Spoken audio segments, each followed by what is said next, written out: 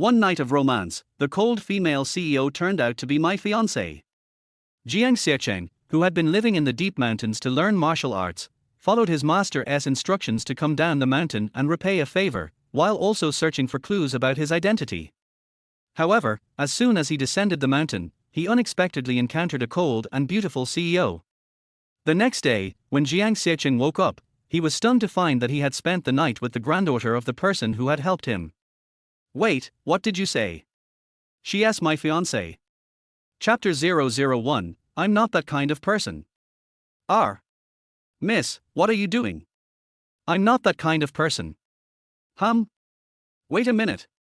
Strange body, unusual symptoms, fluctuations, vital points. Jiang Xiaocheng grabbed the woman's wrist and, with a gentle touch of his fingers, immediately saw through her chaotic pulse and surging body. Where there's a result, there's a cause, but Jiang Xiaocheng didn't want to investigate too much. Then, he suddenly realized actually, he was that kind of person. The next day, a ray of sunlight shone through the gap in the curtains. Jiang Xiaocheng opened his eyes. In his warm embrace lay the enchanting woman, her fair hands resting gently on him.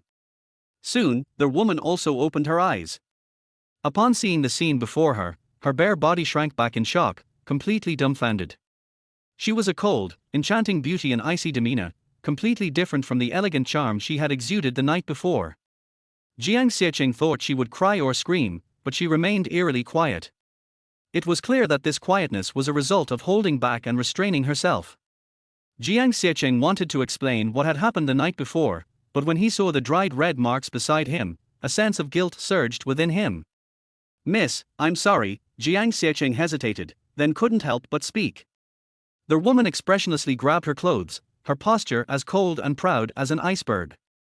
When she was about to leave, she hesitated for a moment at Jiang Xiaocheng's apology. But in the end, she hurriedly opened the door and left. Soon after, Jiang Xiaocheng heard crying from outside. This woman had finally succumbed and cried. Perhaps she didn't want to cry in front of Jiang Xiaocheng, but Jiang Xiaocheng's hearing was extraordinary. Even with the door closed, he could hear her clearly. Jiang Xiaocheng rubbed his nose, lit a cigarette, and sat in silence for several minutes. He was a Taoist who had been cultivating on the mountain for 22 years. Following his master's instructions, he had come down the mountain to repay a favor and search for clues about his identity. Last night, he had just arrived in Zhonghai when he saw a few thugs bullying the woman. He intervened, saved her, and brought her back to the hotel. And then, Jiang Xiaocheng didn't want to explain. He believed in taking responsibility for his own actions. Yes, he had slept with that woman, and any normal man would have been unable to resist in such a situation. Moreover, if he had saved her, she would have been doomed. Jiang Xiaocheng shook his head with a wry smile. Fate has run its course. Forget it. I'll just go complete the task my master gave me. Half an hour later, Jiang Xiaocheng put his bag on his back and headed toward the Su Group building according to the address his master had given him. The person who had helped his master in the past came from the Su family. Now, the Su family's old patriarch was gravely ill, and his master had specifically sent Jiang Xiaocheng down the mountain to save him. Jiang Xiaocheng was very grateful to the old man. He had given him a second life. If it hadn't been for the old man, he would have died in the fire years ago. He would never have learned his vast array of skills, including martial arts, medicine, fortune-telling, and divination. He was proficient in almost everything. The purpose of his trip down the mountain, aside from saving the old man, was also to find out his true identity. Su Group building. At the base of the building, Jiang Xiaocheng, wearing a simple cloth bag and with black hair and clear eyes, looked around with a thoughtful expression. After a while, he walked toward the building's entrance with a carefree, bold stride. Who asked this guy? As soon as he arrived at the door, two security guards looked at Jiang Xiaocheng strangely and immediately blocked his way. Jiang Xiaocheng glanced at them and said, I'm here to see your company's chairman, Su Minsheng. Our chairman? He retired 2 years ago. He's no longer here. Then who's in charge now? You must be from out of town. You don't even know that Su Group is now run by Su Ruochu, our CEO. Su Ruochu? Jiang Xiaocheng recalled that, according to his master, she was Su Minsheng's granddaughter. Okay, I don't care who's in charge now. Please go up and tell her that a man named Jiang Xiaocheng is here to see her. What? The two security guards looked Jiang Xiaocheng up and down and sneered. Who do you think you are? You think Su Ruochu will meet anyone who walks in? She's the top CEO in Zhonghai, and you think she'd see someone like you? Jiang Xiaocheng shrugged. Just tell her I'm here because of her grandfather, Su Minsheng. When she hears that, she'll come down to see me. Har. You think you're someone important? You must be after Su Ruochu, right? We've seen your type before, some loser trying to chase after her. Do you think she'll notice you? Su Ruochu was Zhonghai's most famous beauty, known as the Iceberg CEO. The men chasing her were the creme de la creme, all handsome, rich, and powerful. Someone like Jiang Xiaocheng, a mere nobody, had no chance. You're really trying to stop me? Jiang Xiaocheng rolled up his sleeves. The two security guards sneered, pulling out iron rods from their waist. Su Group was a multi-billion-dollar corporation, and their security guards were no pushovers. Who dared to challenge them? Try taking one more step, and you'll see what happens when we do a double-team attack. Oh. Jiang Xiaocheng responded, his tone indifferent. In an instant, a punch flew forward, striking one of the guards. Bang! He fell down. Jiang Xiaocheng turned to the other guard and threw another punch. Bang! Another guard went down. In less than a moment, Jiang Xiaocheng had easily knocked them both out. He then patted his hands and swaggered inside Su Group CEO office. Su Ruochu was sitting in her chair, staring coldly out the window. Her delicate face was flawless, her skin as white as porcelain, with a hint of redness around her eyes, suggesting she had been crying for a while. Soon, her phone rang, pulling her out of her thoughts. She answered it. Su, it's been a while, huh? It was Zhu Juwen. Yes, it's me. Heh, I didn't expect you to be so lucky, getting saved last night. Su Ruochu's eyes froze, and her face darkened with fury. Zhu Juwen. You despicable man. You drugged my drink last night. I swear you'll pay for this. He chuckled. Come on, Su, don't be mad. If you agree to my terms, there won't be any issues. I'm not unreasonable. You'll never succeed. Har har har, Zhu Juwen laughed. I know you want that project. As long as the contract is in my hands, you'll have to come back to me. Let us meet again tonight, same place, same time. What do you say? Not a chance. Su Ruochu's voice was full of resolve. Oh, don't be so hasty. Su Group is so important to you. If you don't come, you'll lose billions. You know what's at stake. You'll be calling me anyway, so let us just meet up tonight, alright? I'll be waiting for your call. Before Su Ruochu could respond, Zhu Juwen arrogantly hung up the phone. Fuming, Su Ruochu threw her phone onto the desk with a loud bang. Her face was nearly frozen with anger. At that moment, the door to her office opened with a creak. Su Ruochu looked up to see Jiang Xiaocheng strolling in, his hands in his pockets, walking with an air of carefree defiance. Chapter 002, Office Confrontation. The door's broken, it needs fixing. Jiang Xiaocheng said nonchalantly as soon as he entered, offering a small suggestion to Su Ruochu. The door to the CEO's office of Su Group, a multi-billion-dollar company, squeaked every time it opened, which, in his opinion, somewhat tarnished the company's image. If Miss Su doesn't mind, I could help you fix it. Honestly, I'm quite skilled in this area. Jiang Xiaocheng stopped mid-sentence. His relaxed expression turned into one of confusion as he stared at the woman in front of him. The woman in Su Group's CEO office was none other than the woman he spent the night with. The cold, ice-like beauty with moon-shaped eyebrows and a delicate nose. Jiang Xiaocheng remembered her clearly. The scene from last night flashed in his mind, and he could almost feel the sweet and intense sensation of her fragrance lingering on his face.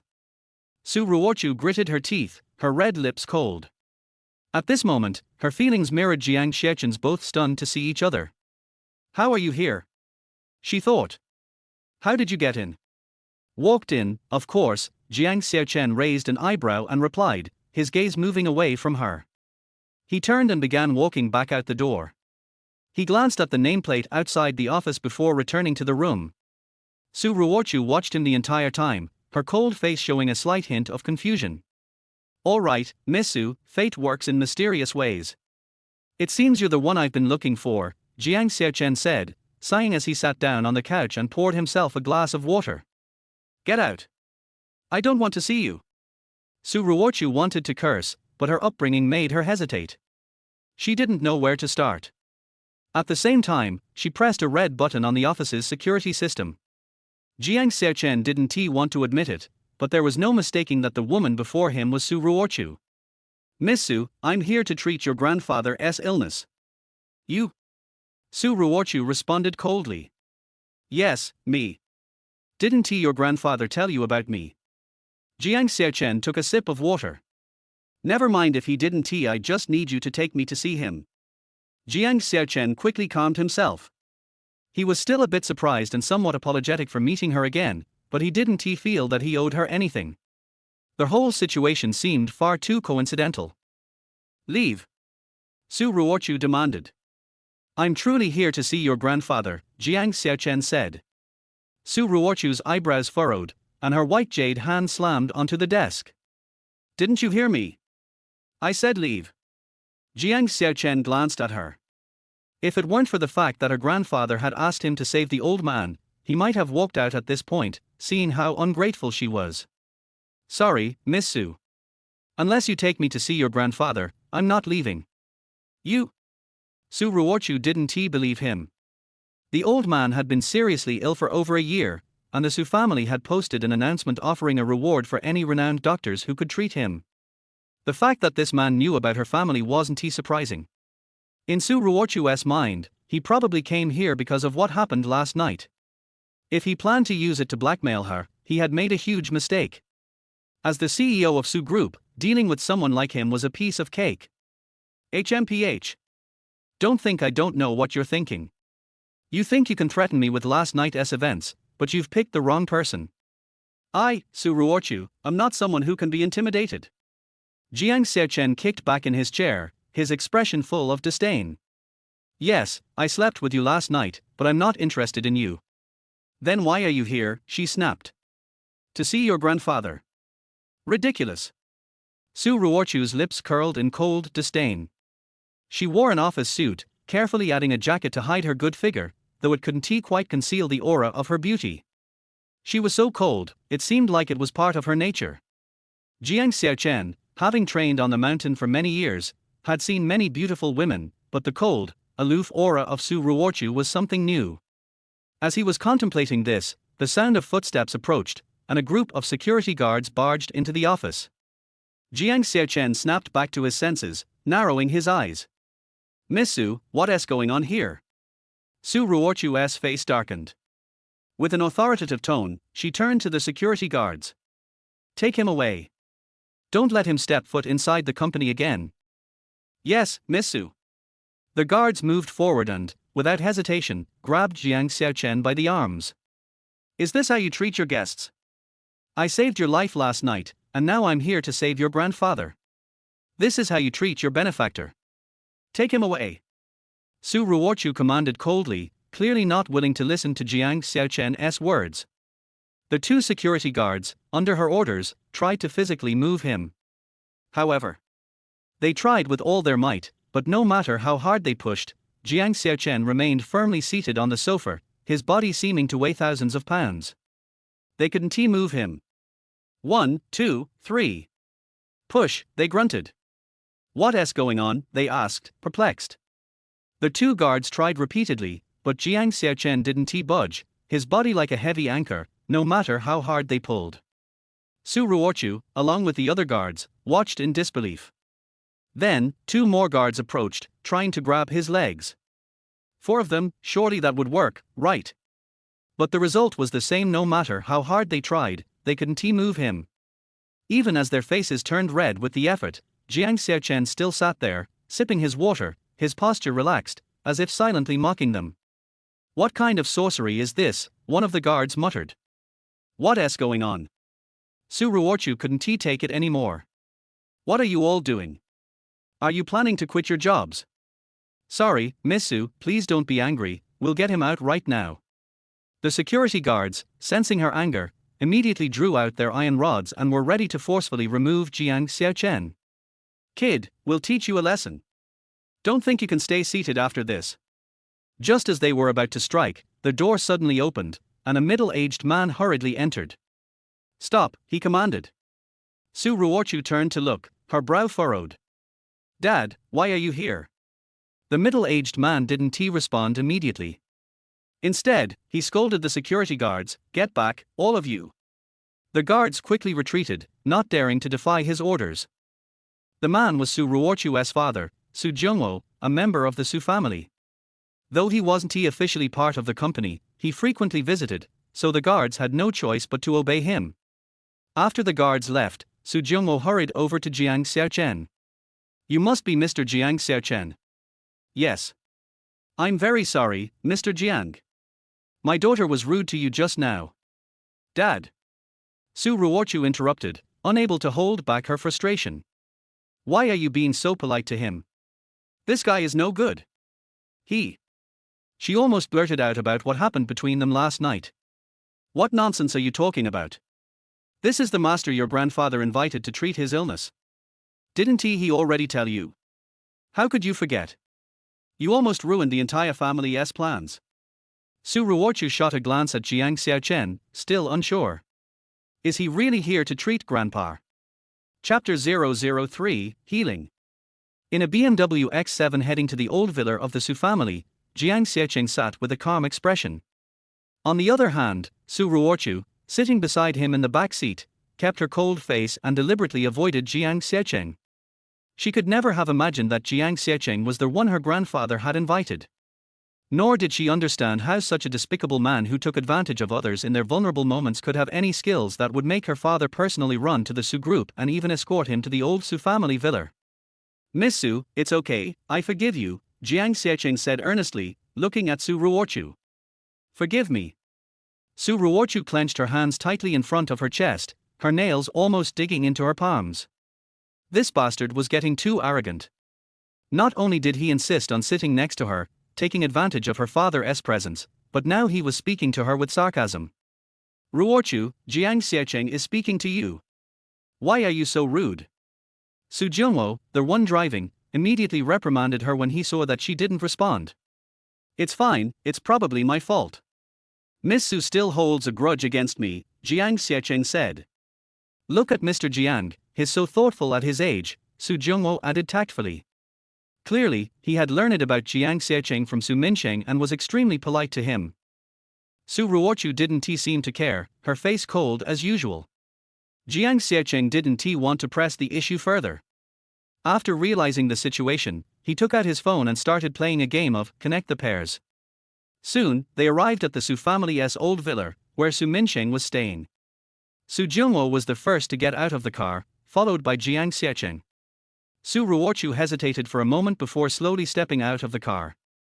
Jiang Xiaocheng thought she was taking her time because she didn't want to see him. However, when he saw her awkward way of getting out of the car, he couldn't help but chuckle. It seemed that his actions last night had left a lasting impression on her. Su Ruochu heard his laugh and felt a wave of anger. Luckily, Jiang Xiaocheng didn't say anything else to her and instead followed Su Ruochu into the villa. Before them stood an old-fashioned mansion, designed in a style reminiscent of the 70s and 80s, with an air of nostalgia. The round fountain in the yard, however, added a modern touch, creating a harmonious fusion of old and new, truly a perfect place for retirement. Under Su Ruochu's lead, Jiang Xiaocheng followed him toward the villa's large backyard. In the backyard sat two elderly men, one of whom was standing behind an assistant, around 30 years old. Old Su, your condition is beyond my abilities, one of the elderly men said, after carefully examining Su Minsheng, standing up helplessly. This man was Xiao Jingnan, the renowned Xiao divine doctor, from the Xiao family of Zhonghai. Su Minsheng sighed, life and death are in the hands of fate. I've lived a long life. If it's really incurable, I'll accept it. Xiao Jingnan sighed again, feeling helpless. He had been practicing medicine for many years and was the president of the Zhonghai Medical Association. He had saved countless lives, but when it came to Su Minsheng's rare disease, he had no idea how to treat it. They had been talking for a while when Jiang Xiaocheng and the others arrived. As soon as Su Ruochu approached, he said, Dad, I've brought Master Jiang Xiaocheng. Oh. Su Minsheng straightened up instinctively, looking in their direction. Where is Mr. Jiang? This is him, Su Ruochu said, pointing to Jiang Xiaocheng. At that moment, Jiang Xiaocheng was still absorbed in his game. When Su Ruochu saw this, her brows furrowed, and she bit her lip, angry. What are you playing games for? Hurry up and treat my grandfather. This illness isn't too difficult to treat. Let me finish this level, Jiang Xiaocheng replied, then smiled at Su Minsheng. Old Su, just wait a moment. I'll treat you as soon as I'm done. You? Su Ruochu was speechless. This guy had no manners and didn't he seem to understand the severity of the situation. Aside from Su Ruochu, Jiang Xiaocheng's casual remark about treating Su Minsheng immediately drew the attention of both Su Minsheng and Xiao Jingnan. Old Su, where did this young man come from? Xiao Jingnan asked, visibly displeased. He had been practicing medicine for decades and had never seen such an arrogant young man. Without even examining Su Minsheng's illness, Jiang Xiaocheng confidently claimed he could cure it. It was outrageous and even looked like the behavior of a scammer. No, not just like a scammer, he definitely is one. Xiao Jingnan thought to himself. Su Minsheng smiled faintly and said, this is a friend of mine. Since the true master had decided not to come out of seclusion, Su Minsheng didn't want to reveal his identity. Instead, he referred to Jiang Xiaocheng as his friend. Old Su, I know this illness is difficult to treat, but you can't just see any doctor. That will only worsen the condition and harm your body, Xiao Jingnan admonished. However, as soon as he finished speaking, Jiang Xiaocheng clenched his fist and shouted, done. The sudden exclamation startled Xiao Jingnan, and his opinion of Jiang Xiaocheng worsened. This kid was not only a fraud but also incredibly rude and unprofessional. Jiang Xiaocheng didn't seem to notice Xiao Jingnan's darkening expression, or rather, he didn't care. Old Su, I'm Jiang Xiaocheng, a disciple of the Grandmaster. Seeing how much respect Su Minsheng had for the Grandmaster, he extended the same courtesy to Jiang Xiaocheng. Har har har, Mr. Jiang, how is your master doing these days? Jiang Xiaocheng pulled over a small stool, sat down, and glanced at Su Minsheng's legs. He's doing quite well. He's often chasing after old women, you know. Old Su, don't be too polite with me. You don't have to keep calling me sir. Just call me Xiaocheng. It feels more familiar. Jiang Xiaocheng said as he took out a set of silver needles from his bag. All right, har har, calling you Xiaocheng feels more intimate, Su Minsheng laughed. Jiang Xiaocheng also chuckled, then raised the silver needles in his hand. Old Su, I'm starting now. Please bear with me. Wait. What are you doing? As soon as Jiang Xiaocheng moved to insert the needles into Su Minsheng's thighs, Xiao Jingnan shouted. What's wrong? Jiang Xiaocheng looked at him. You're just looking at old Su's legs and starting acupuncture. Xiao Jingnan questioned. Why not? Are you crazy? Do you even know what illness old Su has? His paralysis has affected his meridians. Using acupuncture on the meridians could cause harm to his entire body, and he might die on the spot. Do you even know how to treat this illness? As soon as Xiao Jingnan's words fell, Su Ruochu and Su Ruochu rushed over, both alarmed. Divine Dr. Xiao, is that true? Su Ruochu, who was the most skeptical of Jiang Xiaocheng, was the first to ask. Chapter 00 for a small-minded woman. Xiao Jingnan nodded and said, I have checked Mr. Su's body, and his thigh meridians must not be touched under any circumstances. This is also the reason why there is no way to treat Mr. Su's strange disease. Using acupuncture will inevitably damage the meridians. At the very least, he will only live for a few days, or die on the spot in serious cases. This. Xiao Jingnan's words made Su Ruochu look ugly, and she stood in front of Jiang Xiaocheng. Jiang Xiaocheng, I don't allow you to do anything to my grandfather. Jiang Xiaocheng looked at Su Ruochu and felt a chill in his heart. At the same time, he really had no good feelings towards this woman. It's not that he has very high standards for judging people. Even if he does, Su Ruochu's appearance is already among the top 3 among all the women he has ever seen. As a man, there is no reason not to like her. It's just that she is a little too arrogant. What the old gentleman said is true, but my acupuncture skills are extraordinary and will not hurt Mr. Su. So, you are simply an amateur. The meridians in Su Lao's thigh have expanded and almost squeezed together. No matter how powerful your acupuncture skills are, you will definitely get hurt if you pierce it. Xiao Jingnan's face turned black, and he no longer doubted Jiang Xiaocheng's identity as a liar. After saying that, he immediately looked at Su Minsheng and persuaded him righteously, "So, Mr. Su, I hope you will think twice before you act." Compared with Jiang Xiaocheng, Su Ruochu would definitely stand on Xiao Jingnan's side. "Grandpa, what divine Dr. Xiao said is right, don't be harmed by this guy. Even if he is really a doctor, he looks so young, and his experience and qualifications are definitely no match for divine Dr. Xiao." The man behind Xiao Jingnan expressed his agreement. As Xiao Jingnan's assistant, he was very clear about Xiao Jingnan's abilities. How could a guy younger than him find a cure for a disease that even he was helpless against? "Mr. Su, you know that Mr. Xiao has seen countless diseases and cured countless people. I hope you don't listen to the slander of villains. Medical skills have never been related to age. Perhaps the older you are, the more experience or knowledge you gain, but age can never represent a person's medical skills." Seeing that Su Minsheng was hesitant, Jiang Xiaocheng immediately explained that he had full confidence in curing Su Minsheng. It was this Xiao, the so-called miracle doctor, and this big-breasted but small-minded woman who only knew how to do bad things. "Shut up!" Su Ruochu scolded. In her mind, Jiang Xiaocheng was not a good person. If he was really a decent person, he would not have taken advantage of others last night. She knew she was an amateur, but Jiang Xiaocheng only took a few glances before starting treatment, and even an amateur would know there was something wrong. "Therefore, we must not let this quack doctor kill my grandfather no matter what. Grandpa, don't listen to him. Yes, Mr. Su, matters concerning life are no joke, you must be careful, be careful." After listening to the persuasion of Xiao Jingnan and others, Su Minsheng was really at a loss. If it was the Supreme Master, he would not hesitate at all. It's just that Jiang Xiaocheng is too young, and he has never met Jiang Xiaocheng before. Does he really not have any problems? In fact, Su Minsheng didn't he know that Jiang Xiaocheng's strength had far surpassed that of his master. "Xiaocheng, are you sure you can do this?" Su Minsheng asked hesitantly. Jiang Xiaocheng nodded and said, "Of course, I am better than my master.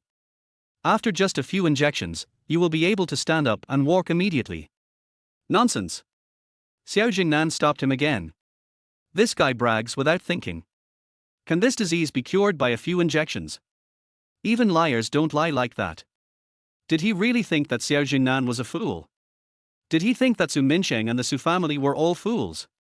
"Young man, you are young and healthy, but you don't work hard and just cheat people. Do you think we will believe you? This is Mr. Su. If something goes wrong, can you take responsibility?" Jiang Xiaocheng said, "Who are you, old man? How come you are more annoying than this woman?" "Humph. Dr. Xiao is the chairman of the Zhonghai Medical Society. Who are you talking about?" Xiao Jingnan's assistant snorted coldly and introduced him to Jiang Xiaocheng loudly. Xiao Jingnan also showed joy after hearing this. He thought Jiang Xiaocheng would hesitate if he told him his name. After all, he was well known in Zhonghai and even in the whole country. He was a doctor and everyone must have heard of his name. However, Jiang Xiaocheng replied with 3 words, "Never heard of it." "You?" Having said that, Jiang Xiaocheng was too lazy to waste words with them anymore. They had made such a big deal out of a minor illness, as if someone was going to die. Suddenly, he grabbed the silver needle, waved his arm, and his flexible fingers danced like a dance. Then he quickly inserted the silver needle into Su Minsheng's thigh. Hiss! In an instant, everyone panicked. "Jiang Xiaocheng, you bastard!" Su Ruochu walked up to Jiang Xiaocheng and slapped him in the face without saying a word, but he was quick-witted and dodged it. "Shut up, you bitch! If you dare mess around again, I'll kill your grandfather." As he spoke, Jiang Xiaocheng inserted 12 silver needles into Su Minsheng's thighs. He did it so quickly that only veterans like Su Minsheng and Xiao Jingnan could barely see his movements. But even though he saw how fast Jiang Xiaocheng moved, Xiao Jingnan still had the same thought as before. He even felt that since Jiang Xiaocheng inserted the silver needle so quickly, Su Minsheng was doomed today. "This is nonsense, this is nonsense. I am afraid that Mr. Su will pass away this time, how sad and lamentable." At this time, Su Minsheng's legs twitched. He hugged one of his thighs with both hands and shouted. When Jiang Xiaocheng heard it, he immediately took back the 12 silver needles into his palm, wiped the black blood off the silver needles calmly, and put them back into the cloth bag one by one. "Boy, what are you doing? Is this the end?" Xiao Jingnan was furious when he saw Jiang Xiaocheng put away the silver needle.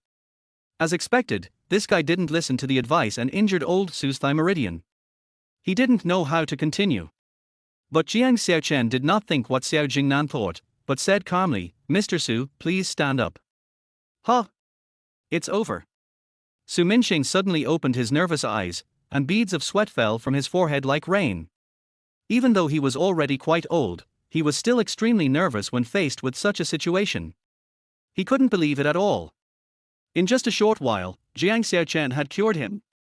"Don't worry, Mr. Su. I have used silver needles to force the toxins out of your thigh and opened up your meridians again. Your body is basically fine now."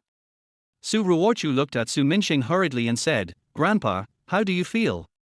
The others also turned their eyes to Su Minxing, wanting to see any changes in his body. Jiang Xiaocheng was really too reckless, and they were also afraid that Su Minxing would suddenly die. Su Minxing didn't say anything. His face was not as rosy as before, but he still sat motionless in the wheelchair.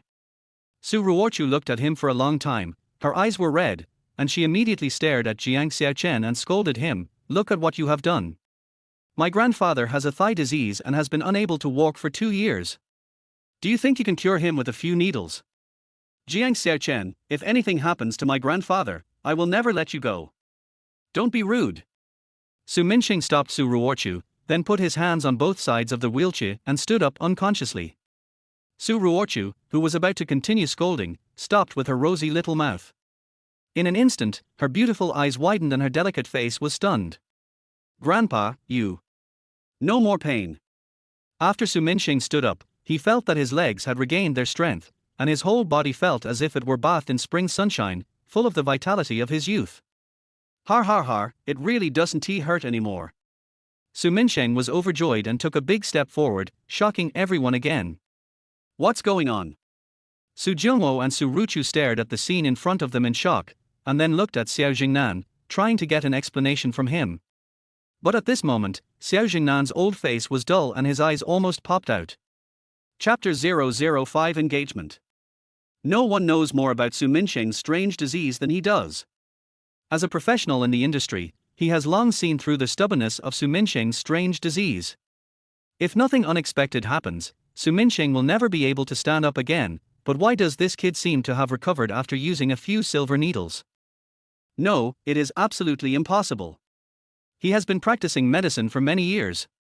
Although he has seldom seen patients in recent years, there is definitely no problem with his ability. Xiao Jingnan didn't believe that Su Minxing would recover just like that, so he immediately stepped forward to dissuade him. "Mr. Su, your condition is still uncertain, so don't move rashly and hurt yourself." "Why did Mr. Xiao say this?" Xiao Jingnan explained, "This may be a state of false recovery, that is, you can only stand up temporarily, but in fact the disease has not been cured. Come, let me take your pulse." Su Minxing looked at Jiang Xiaocheng. While he was excited, he was also very confused. Why could Jiang Xiaocheng cure the disease that all the famous doctors could not cure in just a few minutes? Could it be true as Xiao Jingnan said? To be honest, Su Minxing didn't want to question Jiang Xiaocheng, but he was confused at the moment and couldn't help but stretch his hand in front of Xiao Jingnan. Xiao Jingnan just wanted to find out the truth and expose Jiang Xiaocheng's true face as a liar as soon as possible, and then held Su Minxing's hand to feel his pulse. He took the pulse once and found it was normal. He didn't believe it, so he took it again and found it was normal. He repeated this over and over again until he was sure that Su Minxing's illness was completely cured. Only then did he exclaim in surprise, "It's really good. It's amazing, really amazing. I have been practicing medicine for many years, but this is the first time I have encountered such a situation. Mr. Su, your illness is really cured." Xiao Jingnan didn't know what was going on and almost shouted these words. Su Minxing was overjoyed and no longer doubted Jiang Xiaocheng. "Har har har, I told you, Master Xiaocheng is extraordinary, it turns out to be good." Everyone present knew Su Minxing's condition best. After Xiao Jingnan confirmed that Su Minxing was cured, everyone was shocked. Su Ruochu was extremely excited and looked at Jiang Xiaocheng with hatred. She didn't want to acknowledge Jiang Xiaocheng's ability, but deep down she hoped for this result. When she really saw with her own eyes that he cured her grandfather, she felt inexplicably sour in her heart. He can cure diseases that even Xiao Jingnan can't cure. Is he better than Xiao Jingnan? But he looks the same age as me. Can he be so outstanding at such a young age? There was a subtle change in Su Ruochu's eyes when she looked at Jiang Xiaocheng. But when he saw a few boxes of Durex Gold long-lasting cream revealed when Jiang Xiaocheng was packing up the cloth bag, his admiring eyes immediately turned gloomy. Miracle doctor, I was just stupid. Xiao Jingnan saw the magic of Jiang Xiaocheng and suddenly respected him very much, regretting what he had just said and done. No matter what level a person is at, he should be aware that there are always people better than him and mountains beyond his reach. It doesn't matter. Jiang Xiaocheng waved his hand and put on his bag. He had expected these people's changes, so he didn't take it to heart at all. Mr. Su, I have completed the task that my master assigned to me, and I think it's time for me to leave. Are you leaving now? When Su Minsheng heard that Jiang Xiaocheng was leaving, he immediately went to meet him. What's wrong? Is there anything else, Mr. Su? The old man only gave him the task of curing Su Minsheng. The task had been completed and he had no reason to stay any longer. However, out of politeness, he still asked Su Minsheng a question. Su Minsheng nodded, turned to look at Xiao Jingnan, and said with a smile, Mr. Xiao, thank you very much for your help today. I will definitely repay you in the future. Xiao Jingnan felt a little embarrassed. I didn't do anything. Since Mr. Su has recovered, we will take our leave first. Well, Jiangwo, see Mr. Xiao off. Okay. As Xiao Jingnan and others left, Su Minsheng looked at Jiang Xiaocheng and Su Ruochu. Xiaocheng, Ruochu, some things that are supposed to come will eventually come, so I will not hide it from you anymore. There is no one else here, so I will tell you straight. In fact, 22 years ago, the Grand Master and I arranged a marriage for you too. What? Jiang Xiaocheng and Su Ruochu thought Su Minsheng was going to say something, but when they heard about the child marriage, they shouted out almost in unison. Mr. Su, don't joke with me like this. My master didn't tell me about this. How come I suddenly have a wife? Besides, I won't marry this woman. Who do you think you are? Who wants to marry you? As soon as Su Ruochu finished speaking, she immediately retorted, Grandpa, you have never told me about this kind of thing before. Did you make this decision suddenly? No, you were still young at that time and didn't know about this. Later, the Grand Master took me away for more than 20 years. I thought they would never come back, so I never told you. The reason for not mentioning this matter is that the Su family feels that they are not worthy of someone like the Grand Master. Another reason is to consider Su Ruochu and the Su family. If the Grand Master does not bring Jiang Xiaocheng back, Su Ruochu will at least keep her reputation and can still get married.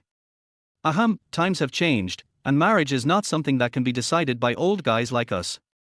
But my dear, you know that this is what your master wanted, so you have to get married even if you don't want to.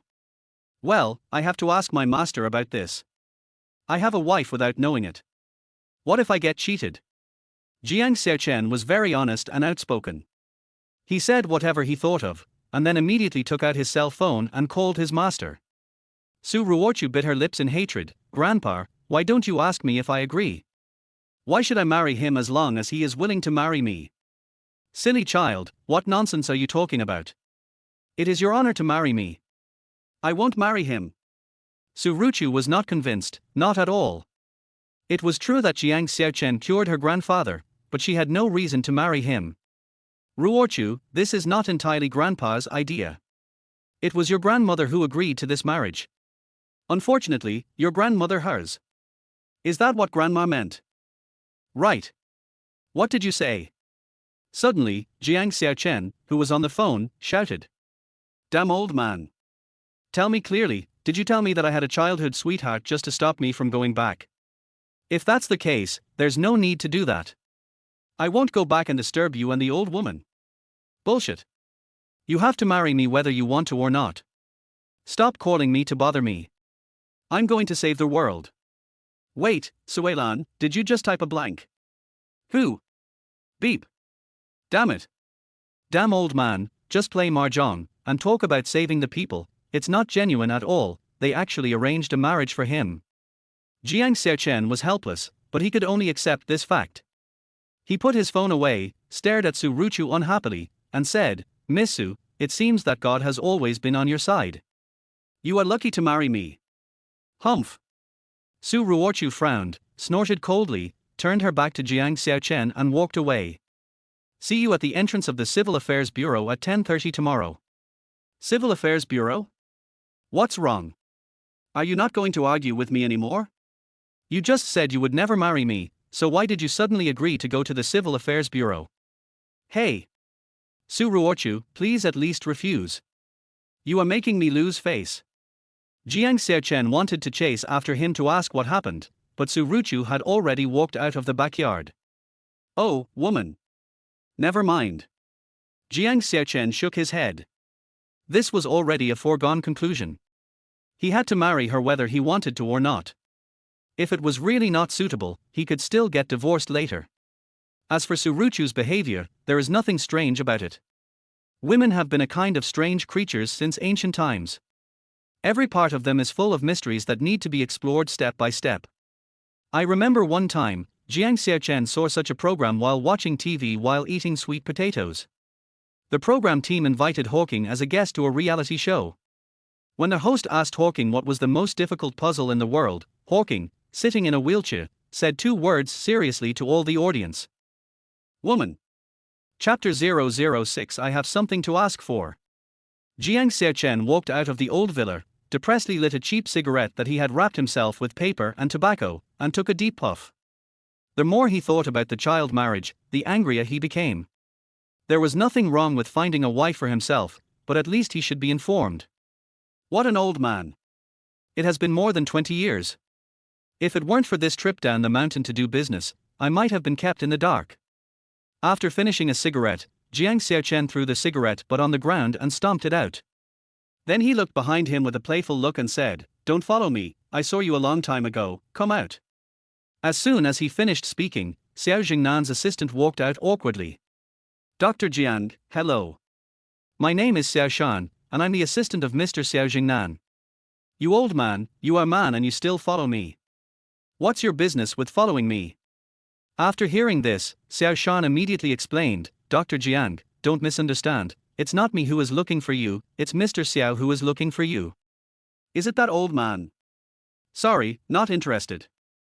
Jiang Xiaocheng waved his hand and walked away carelessly. Dr. Jiang, please stay. Dr. Jiang, please stay. Xiao Shan ran in front of Jiang Xiaocheng and blocked his way, but the next second a silver needle flew out and instantly pierced into a hole in his thigh, causing him to kneel on the ground.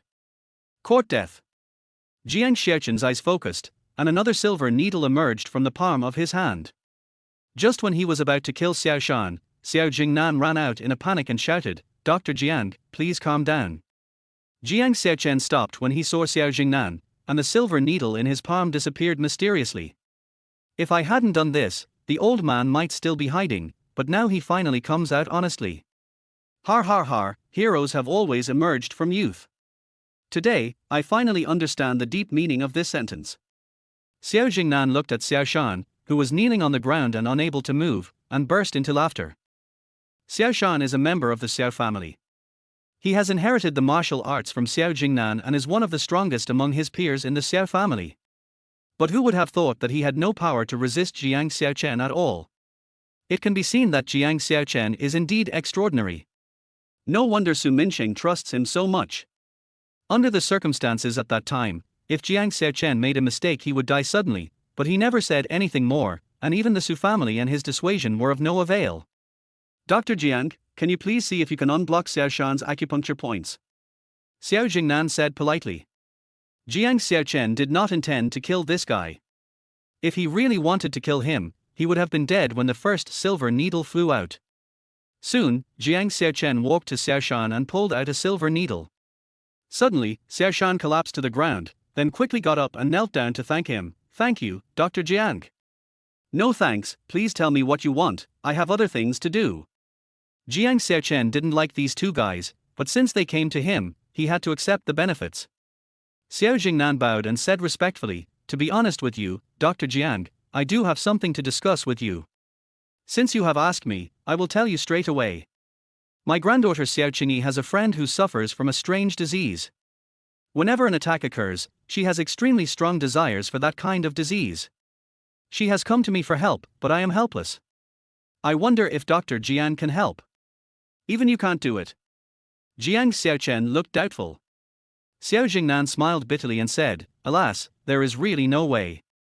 The other party requires that I cannot see the patient in order to treat him. I can only feel his pulse through a thread. But my ability is only able to observe a little bit, and I can't find any specific solution at all." Oh? This patient sounds so mysterious. I guess Mr. Xiao won't tell me her identity. Jiang Xiaocheng asked again. This is the patient's intention. I really cannot tell you. However, Dr. Jiang is a very skilled doctor. If you are willing to help, I can contact Qingyi and ask her to inform her of the patient's condition. After obtaining her consent, I can tell you her identity. No need to bother, I only treat illnesses based on fate, so I'm sorry, Mr. Xiao, I can't help you.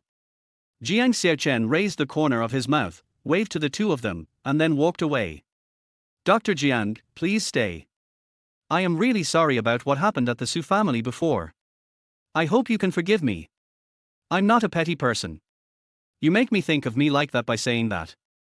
Har har har, I am superficial. Dr. Jiang is a man who cares about the world and is naturally broad-minded. Xiao Jingnan made no secret of his respect for Jiang Xiaocheng.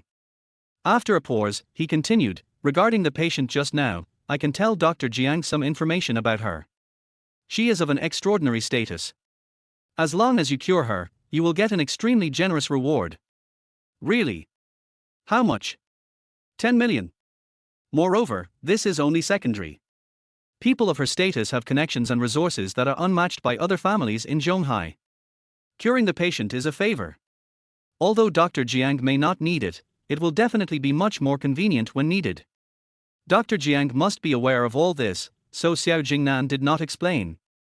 Because a master like Dr. Jiang would live in seclusion and rarely come into contact with others. Jiang Xiaocheng paused and looked back at Xiao Jingnan. Ahem, can you be more specific? How much did it cost to cure her? 10 million. Good.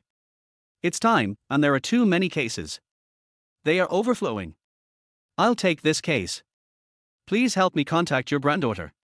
This. Xiao Jingnan and Xiao Shan looked at each other, and suddenly, Xiao Jingnan burst into laughter. Har har har, Dr. Jiang is really humorous. Today, Xiao has witnessed such a broad-minded heart that cares about the sufferings of others. I have to admire him. Xiao Jingnan had already given up hope, but he never thought that Jiang Xiaocheng had already been involved in the game and agreed to it at random, because who would go to get treatment just for the money? Especially when it comes to a master. In Xiao Jingnan's eyes, a master like Jiang Xiaocheng has long been extraordinary and is no longer interested in money, so he imagines him as a noble hermit. But in fact, Jiang Xiaocheng loves money to death and he went for the 10 million. Dr. Jiang has an extraordinary state of mind. Even though he is in seclusion from the world, he still cares so much about the common people. I admire him very much. Please accept my greetings. Xiao Jingnan excitedly knelt down in front of Jiang Xiaocheng. Xiao Shan and Xiao Jingnan had the same idea and both knelt down in front of Jiang Xiaocheng, completely mythologizing Jiang Xiaocheng's behavior. Don't kneel, both of you. Everything comes and goes according to fate. I have always been talking about fate when treating illnesses. Jiang Xiaocheng was extremely puzzled. I just took in a patient, why did he praise me so much and even kneel down to me? Is it because 10 million is too little and they can earn more, so they are so excited that they kneel down? Damn, the middleman is really not a good thing. If I had known, I would have raised the price just now. Xiao Jingnan and Xiao Shan stood up and said politely, we understand, Dr. Jiang only considers fate when treating illnesses, we all understand that. After saying that, he started to imagine that this was actually just the reason why Dr. Jiang wanted to save the world. Dr. Jiang, where do you live? Xiao will ask his granddaughter to pick you up tomorrow to talk about the patient. After hearing this, Jiang Xiaocheng waved to Xiao Jingnan and strode away. Ask her to pick me up at the Civil Affairs Bureau at 11:30 tomorrow. Chapter 007, Obtaining a Certificate from the Civil Affairs Bureau. The next day, Jiang Xiaocheng got up, packed up casually, left the hotel and went to the Civil Affairs Bureau. When she arrived at the Civil Affairs Bureau by taxi, it was more than 10 minutes past the agreed time. When she saw Su Ruochu, as expected, she caught a glimpse of a cold face, as if he owed her millions. Jiang Xiaocheng, you are late for getting your marriage certificate, what use are you? Su Ruochu was wearing the same custom-made OL suit as yesterday. The clothing had beautiful lines and wrapped around her enchanting body. She was wearing a pair of high heels. Aside from her cold attitude towards others, she was definitely a woman who could make fish sink to the bottom of the water, geese drop to the ground, and the moon hide in shame. Her face was full of collagen, round and smooth, not losing any blood color and just the right amount of whiteness, with a cherry mouth and a well-proportioned figure, but it was a pity that she deliberately hid it. But all this could not escape Jiang Xiaocheng's sharp eyes. He could see it at a glance, and he had really seen it the night before. Every inch of her skin and every part of her was beautiful, delicate, smooth and tender. Jiang Xiaocheng smiled and walked forward to explain, saying, Zhonghai is a big city, you know it, it's early morning, the traffic is congested. That's enough, I don't need any explanation from you. Su Ruochu interrupted Jiang Xiaocheng quickly with a scolding, from the way you addressed, it can be seen that you don't care about this at all. Jiang Xiaocheng was wearing a pair of slippers, a white t-shirt, and colorful shorts. He didn't look like he was married at all. It seemed like he had just come out of a shopping mall. Do you care about our marriage? Jiang Xiaocheng asked lightly. Did she care? Actually, Su Ruochu herself didn't know. She said she didn't care. She had come here today after careful preparation, and she was very dissatisfied with Jiang Xiaocheng's careless appearance. But she didn't seem to care, because the person she was marrying was a man she didn't know and had only met a few times. Su Ruochu, you don't like me anymore, do you? If you like me, I can still try a little harder to make myself like you. Jiang Xiaocheng said with a wicked smile. Su Ruochu looked at the shameless man with anger and hatred in her eyes. I can tell you seriously, Jiang Xiaocheng, I will not like you. Even if all the men in the world are dead, I will not recognize you as a man. Whatever you say, I am not a casual man. If it were not for my master's order, I would not marry you. Jiang Xiaocheng explained that this woman was very strong and he couldn't afford to lose to her. Also, if you are willing to marry me just because of what happened the night before, you should think about it again. Marriage is a lifelong event. Is it still useful for us to consider it? Su Ruochu has her own concerns, and Jiang Xiaocheng is because of the master's order. To put it bluntly, the two of them are helpless. Jiang Xiaocheng, I am a very conservative woman, please understand this. So you have to set 3 rules for me after we get married? Since it is clear, I will not say more. Su Ruochu did not explain too much, took out a contract from her bag and handed it to Jiang Xiaocheng, and signed the contract, and we went in to handle the formalities. Jiang Xiaocheng took the contract without even looking at it, picked up the pen and prepared to sign. At this time, Su Ruochu's eyes narrowed slightly and asked, don't you want to see what it says? Is it worth reading? It's nothing more than being husband and wife in name only, living in different rooms and beds, and not interfering with each other's emotional lives. And, the most important thing, Su Ruochu stared at Jiang Xiaocheng, paused and continued, our marriage is just a contractual marriage, so we must divorce after 2 years.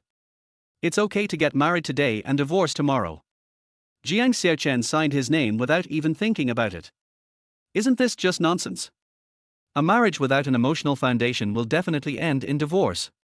After returning the contract to Su Ruochu, the woman walked towards a white Porsche Cayenne and took out a set of clothes from the car. I know you will come here sloppily, so I prepared a set of clothes in advance. Since you are getting married, you should dress decently. Su Ruochu threw the clothes to Jiang Xiaocheng. After taking them, Jiang Xiaocheng smelled them and found them to be quite fragrant. This woman must have washed them for him. Hey, we haven't even officially obtained the marriage certificate, and my wife is so understanding.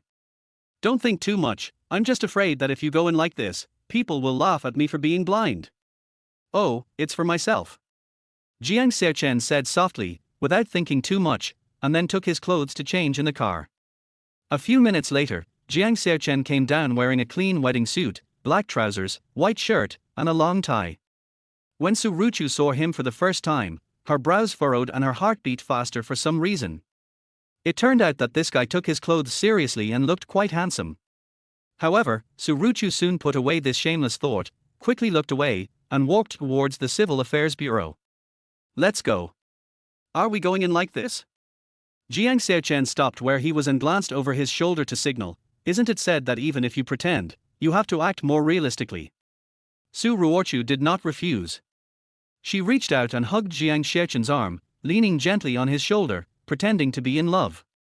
As a result, in the eyes of the Civil Affairs Bureau staff and other men and women, the two of them suddenly looked like a perfect match. While they were going through the formalities, people kept staring at the two of them and pointing and laughing, talking about them as a perfect match, a couple made in heaven, with words of envy, jealousy and hatred that came from the bottom of their hearts. Su Ruochu was very sensitive to these things. Her ears were burning red. She nervously subconsciously tightened Jiang Xiaocheng's hand and leaned tightly on his shoulder. It took half an hour for the two to complete all the formalities. After receiving a heartfelt blessing from the staff, they each came out with a small notebook in hand, but their eyes were somewhat dull to each other. Unexpectedly, they got married by accident. It seemed like a joke, but in Su Ruochu's heart there seemed to be something different. However, she didn't know what the difference was. She looked at Jiang Xiaocheng. The man was staring at the marriage certificate. She wondered what he was thinking. Did he feel the same as she did? At this time, Jiang Xiaocheng raised his head and looked at her, then looked at the photo on the marriage certificate again and frowned. "Don't look at it anymore. Don't doubt it. I am the one you are marrying," Su Ruochu said. "No, I didn't doubt whether it was you, I just simply thought that my wife looked so beautiful when she smiled in the wedding photo." Puff. When Su Ruochu heard this, she burst out laughing in her heart, and the corners of her cold face curved upwards, but it was only for a moment. Jiang Xiaocheng was shaking his head at the marriage certificate at the moment and did not see it. Chapter 008 The female driver is really scary. When Jiang Xiaocheng looked at Su Ruochu again, the woman had a cold and delicate face and said, "Now we are nominally husband and wife, but I will not interfere in your love life. After all, we will divorce in the future. But please be careful and don't affect our Su family. No one would be so idle as to go out and look for women with the title of Su family's son-in-law. Even if they look for me, I will say that I am single. Don't worry. I will not affect your search for a man either. I am not a fool. If I find a girlfriend, I have to tell her that I am the son-in-law of the Su family and the husband of Su Ruochu. She will slap you to death. Humph. You move into the Su family tomorrow, and I'll find a time to arrange a job for you." Su Ruochu snorted coldly and said again, "Of course, this is not what I mean, but what Grandpa means. After I marry you, I still have to work for the Su family." "Wife, you are really calculating." Jiang Xiaocheng touched the tip of his nose. "Why does it feel like getting married is like signing a labor contract? You will eat and drink my food in the future. Is it too much for me to ask you to go to Su Group? However, as an employee of Su Group, your salary will still be paid as usual," Su Ruochu explained coldly. Grandpa asked her to arrange a job for Jiang Xiaocheng, but this was a very troublesome problem because she didn't know what Jiang Xiaocheng could do and he might just be left aside if he went there. "Okay, I have to go to the company for a meeting, you can use your own time." Su Ruochu turned around and walked straight towards the white Porsche Cayenne. "You haven't told me where your Su family is yet?" Jiang Xiaocheng asked. "Number 18, Jingyuan District." Su Ruochu replied without turning her head, then sat in the car with her round buttocks. She glanced at Jiang Xiaocheng outside through the window, and her pretty face fell into silence. After a while, a Bentley Bentayga stopped right in front of Su Ruochu, and a hot woman in a miniskirt got out of the car. Her long white legs extended to the bottom of her skirt, as if to reveal the scenery inside. She was wearing a custom-made t-shirt on her upper body, which showed off her undulating figure to the fullest. This was a woman who stood out even in a crowd, but Su Ruochu only took a glance at her and then looked away. As a woman, she did not like to compare herself with other women, so she just treated her as a passerby. But just as she was about to drive away, she suddenly saw Jiang Xiaocheng talking to the woman, and then he got into the Bentley with her. "This guy." Su Ruochu bit one of her lips lightly, her palm unconsciously gripping the steering wheel tightly, a trace of anger welling up in her heart. What a bastard. He left with another woman right in front of her right after getting the marriage certificate. I really don't understand why her grandparents arranged a marriage for her with a man like this. After giving a cold scold in his heart, Su Ruochu quickly started the car and sped away. In the Bentley Bentayga, Jiang Xiaocheng looked straight ahead calmly, but the scent of a woman beside him filled his nose. It was not the strong scent of the world, but a very comfortable scent that made people want to throw themselves into her arms. Smells good. Xiaocheng was slightly startled, her delicate body moved subconsciously, her features rising and falling with her breathing. She glanced at Jiang Xiaocheng and asked softly, "What is Dr. Jiang talking about?" "You." Jiang Xiaocheng stared at Xiaocheng with a smile without disguising himself, like a straight man. "Your body has a faint scent of perfume, exuding an elegant atmosphere. I think you are using Versace diamonds, right?" Xiaocheng's ears blushed, not because of what Jiang Xiaocheng said, but because his eyes were staring at her skirt. Because her grandfather had said not to offend Jiang Xiaocheng, she could only grit her teeth and said, "Dr. Jiang is worthy of being a miracle doctor that even my grandfather admires. He can see through what perfume I use at a glance." Jiang Xiaocheng looked at the woman with a slightly blushing face, retracted his gaze, and said, "Miss Xiaocheng, don't doubt me, I'm just curious. Women like you must have a fragrant body. You sprayed a few more perfumes today, so you must have your period, right?" Thump. When Xiaocheng heard this, she immediately stepped on the brakes, and Jiang Xiaocheng's whole body leaned forward instantly. Chapter 009, The Pulse. The middle-aged woman left, and Jiang Xiaocheng sat on the white sofa and lit a cigarette. Smoking in such a clean and fragrant room somewhat affected the smell in the room, but Xiaocheng had no intention of stopping Jiang Xiaocheng. Instead, she glanced at him from the corner of her eyes from time to time and thought he was quite handsome. Xiaocheng is 21 or 22 years old, and is in the late stage of her girlish heart. It is normal to be obsessed with girls occasionally at this age. Who was that middle-aged woman just now? Jiang Xiaocheng asked after exhaling a puff of smoke. Her name is Sister Wu, and she is Sister Wang's nanny. Xiaocheng explained, and then the girl's infatuated eyes were immediately retracted, not daring to look any further. Seeing that she is only in her 30s or 40s and comes to work as a nanny, I guess the salary here must be very high. Jiang Xiaocheng said indifferently, taking another puff of cigarette, "But I wonder if they are still hiring." He really wanted to ask Xiaocheng this, but a door right in front of the reception room caught his attention, and he stared at it intently. Apparently there is another room in the reception room. Normally, designers would not design it that way. It should be that the owner of the villa does not want to show his true self to others, so he made such a request. After a while, Sister Wu, who had just walked out of the main door, suddenly walked out of the small door in the reception room. It turned out that there was another door leading to the outside in that room. Seeing such an elaborate design, Jiang Xiaocheng even wanted to see the true appearance of the owner of the house. "Mr. Jiang, my lady has come into the room, we can start." Sister Wu walked up to Jiang Xiaocheng and said, holding a specially made red string in her hand. "Wait." Jiang Xiaocheng suddenly said. "Mr. Jiang, do you have anything else to say?" "Of course, as long as I cure your young lady, can I get 10 million? The reward should be made clear. After all, I only heard Xiao Jingnan say it yesterday. Who knows if the old guy will cheat? Rich people are really rich, but whether they are willing to pay rewards is another matter."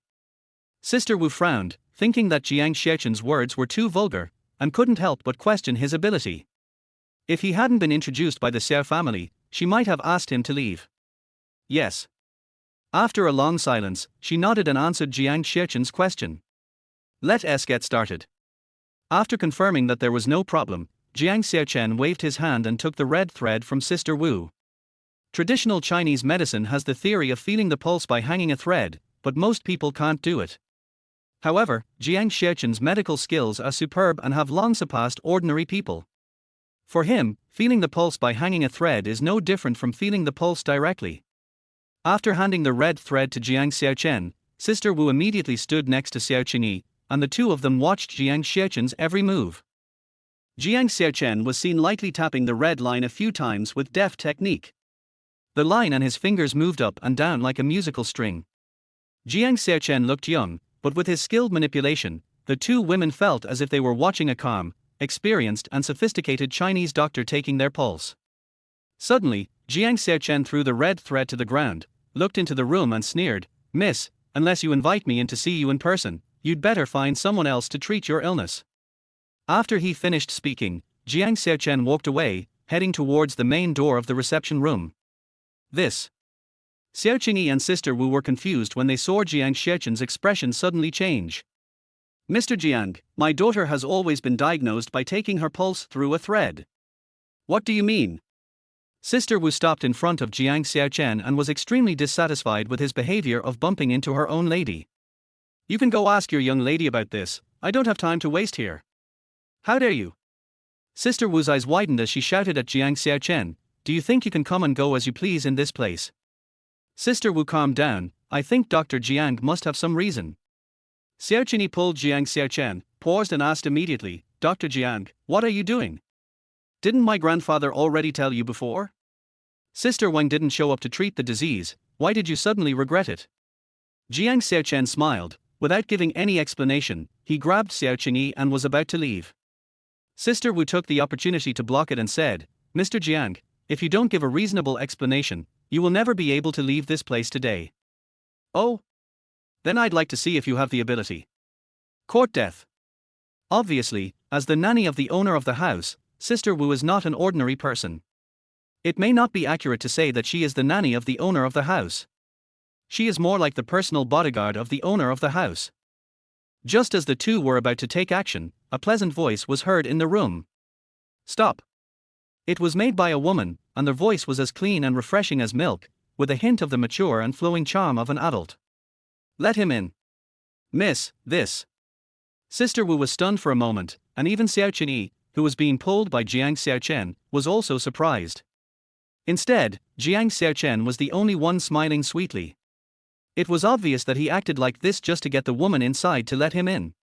Not for any other reason, but because he guessed what the woman was thinking and roughly what she was thinking. Miss, besides this, I have one more thing to ask, which is to ask everyone to leave the reception room. I think this should not be too much, right? Boy. Don't push your luck. Sister Wu clenched her fists, instantly filled with murderous intent. After saying that, a silky voice was heard from the room again, which was extremely charming and disturbing. Just do as he said, Qingyi, Sister Wu, you two go out first.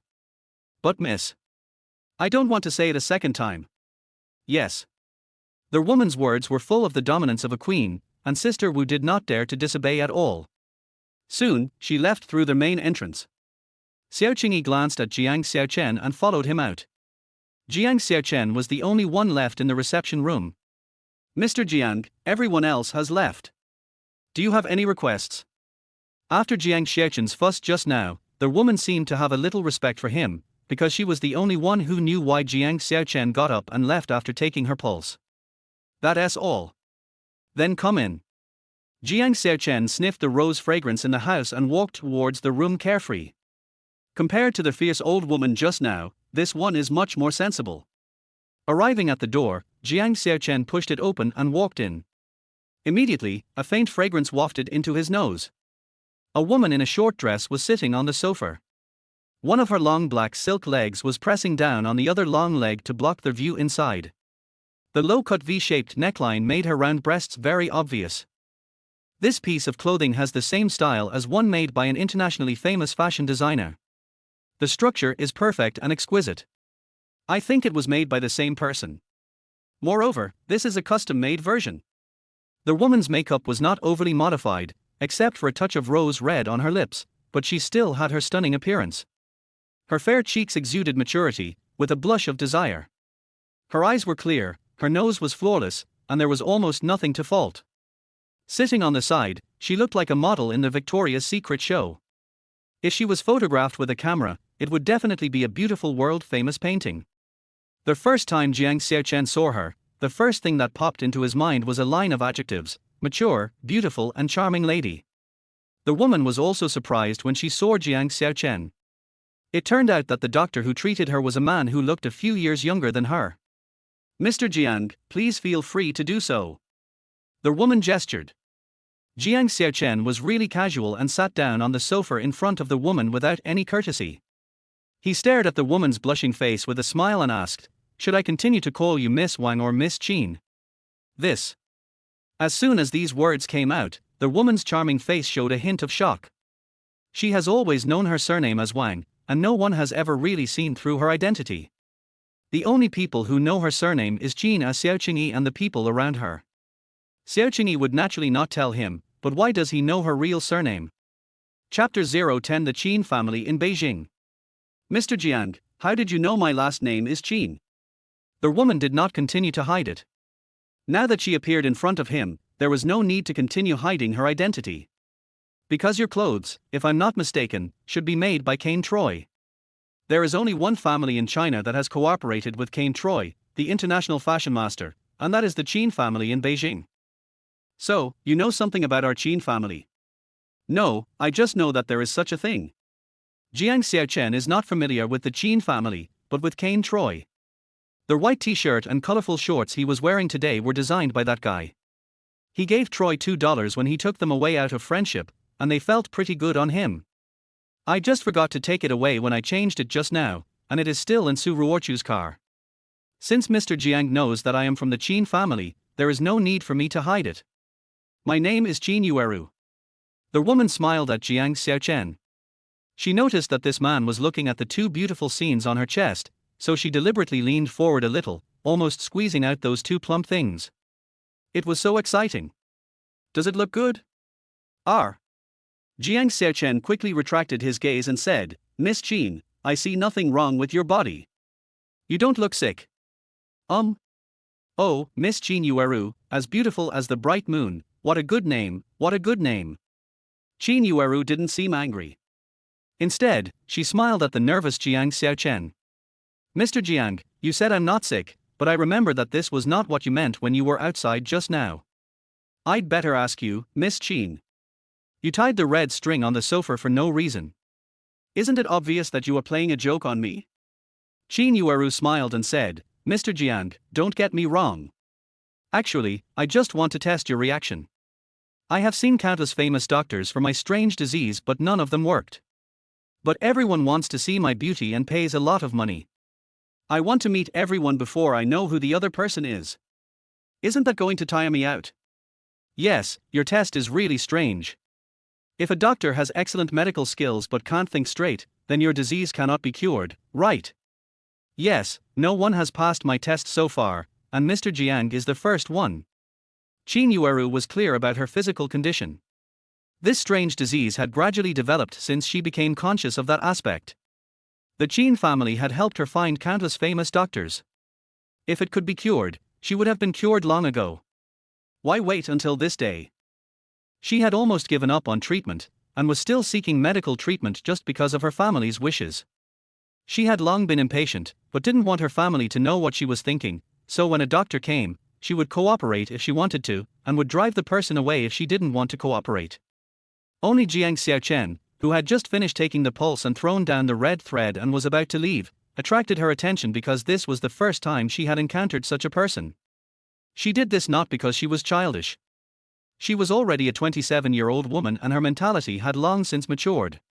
She just gave up because she felt there was no cure. It is my honor to be the first doctor to see Miss Qin's true face.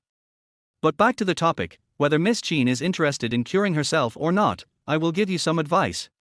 Jiang Xiaocheng withdrew his gaze and looked at Qin Yueru's mature face. Qin Yueru held her chin with one hand, looked at him with interest, and said, You are really a strange person. One moment you say I am not sick, and the next moment you say I am sick. Should I believe it or not? Whether you are sick or not, in Miss Qin's case it can only be said to be relative. If your body is the same as that of a normal person, then you are not sick, but if some aspect is stronger than that of an ordinary person, then you seem to be sick. So hard to understand. Miss Qin, you don't have to understand. I'm just asking you questions and you just need to answer me truthfully. Jiang Xiaocheng's expression calmed down, and he was like a completely different person when he started to treat the patient. After seeing countless doctors, Qin Yueru no longer had much hope, but when she saw something different about Jiang Xiaocheng, she nodded and agreed. Can you tell me the details? When did it start to appear? When was it strong? Tell me everything you know. I'm a doctor. Miss Qin doesn't need to feel embarrassed. Qin Yueru stared at Jiang Xiaocheng's clear outline, her ruddy lips curled up, and she said lightly, It started when I was 10 years old, and it has been 17 years today. The feeling was normal at the beginning, but as I got older, especially after I was 18, it happened 2 or 3 times a year.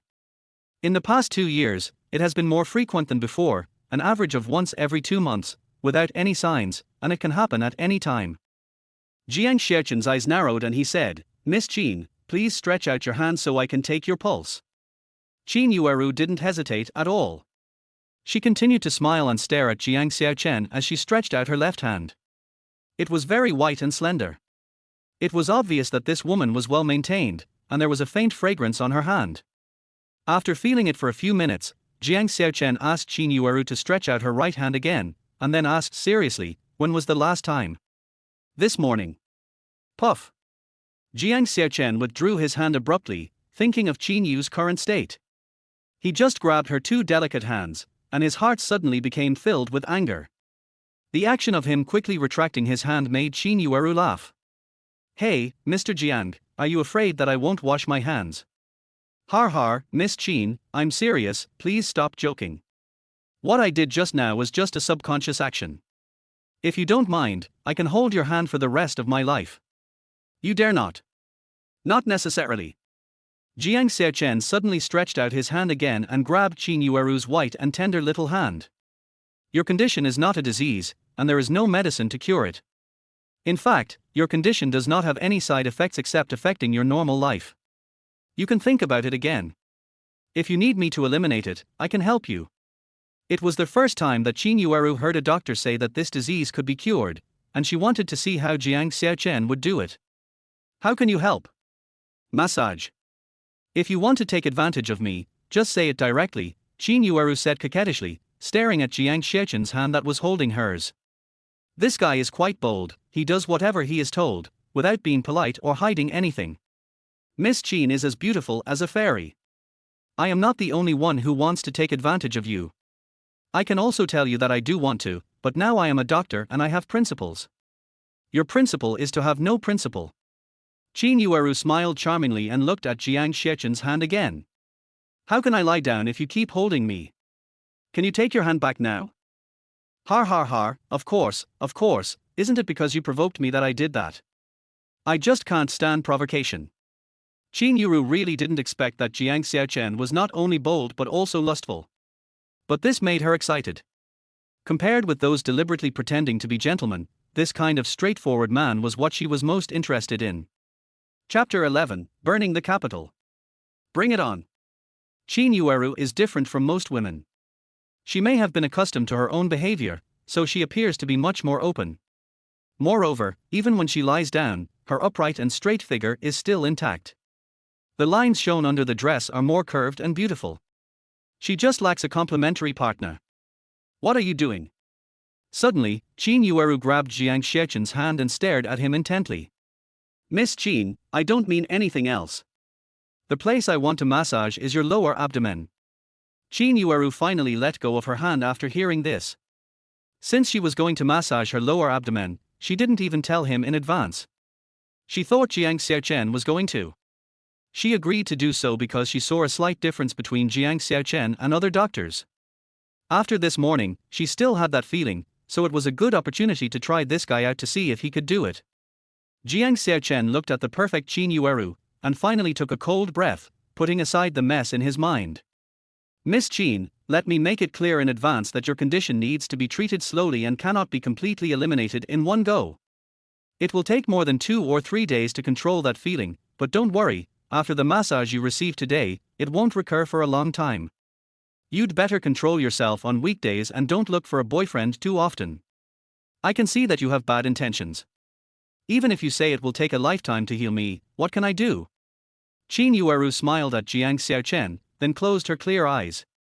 Jiang Xiaocheng just smiled and then pressed the nipple on Qin Yueru's lower abdomen. He used his unique technique to dredge the blood in her lower abdomen and gradually dispel the layer of fiery yin energy. After a minute passed, Jiang Xiaocheng put his hands away and breathed a long sigh of relief. "That's fine. It's really tormenting." It was not because his technique was difficult to perform, but because Qin Yueru was too powerful. He had to control himself tightly, for fear that he would not be able to hold back and suddenly tear off her black stockings and then stand up straight and drive straight in. As long as he did that, Qin Yueru would not be able to stop him. "Is that it?" Qin Yueru opened her eyes, moved her body a little, and immediately felt refreshed. That heavy and delicate body seemed to be penetrated by some magical power, as if it had been reborn. Suddenly, Qin Yueru had only one thought in her mind, which was how comfortable she felt. She was in a very bad mental state after the incident. She rarely had such a comfortable feeling. Unexpectedly, she recovered instantly after giving Jiang Xiaocheng a massage. As a member of the Qin family in Beijing, her experience and vision are not comparable to ordinary people, so she doesn't think there is anything magical or wonderful about Jiang Xiaocheng's ability to control his strange illness for many years.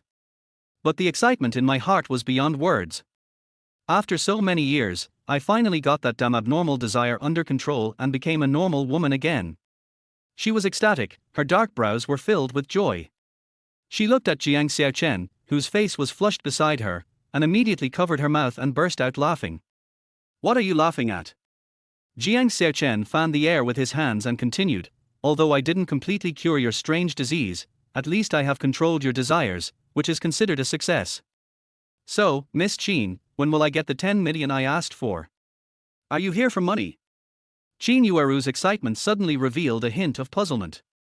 Jiang Xiaocheng was so young and his medical skills were so superb. He came to help her just for money. She couldn't believe it. "Of course," Jiang Xiaocheng replied, "but when I thought about Qin Yueru being from the Qin family, a big family in Beijing, I suddenly remembered something. If Miss Qin feels that she owes me a favor and wants to help me, I have something I want to ask you." "What's up?" "I don't know if you have heard about the fire that burned down the capital city more than 20 years ago. 22 years ago, a fire broke out at a grand banquet in the capital city, killing countless people. This incident was called the burning of the capital. However, as soon as this incident happened, the news was quickly blocked. No media reporter dared to report it, and they didn't even have the opportunity to visit the scene.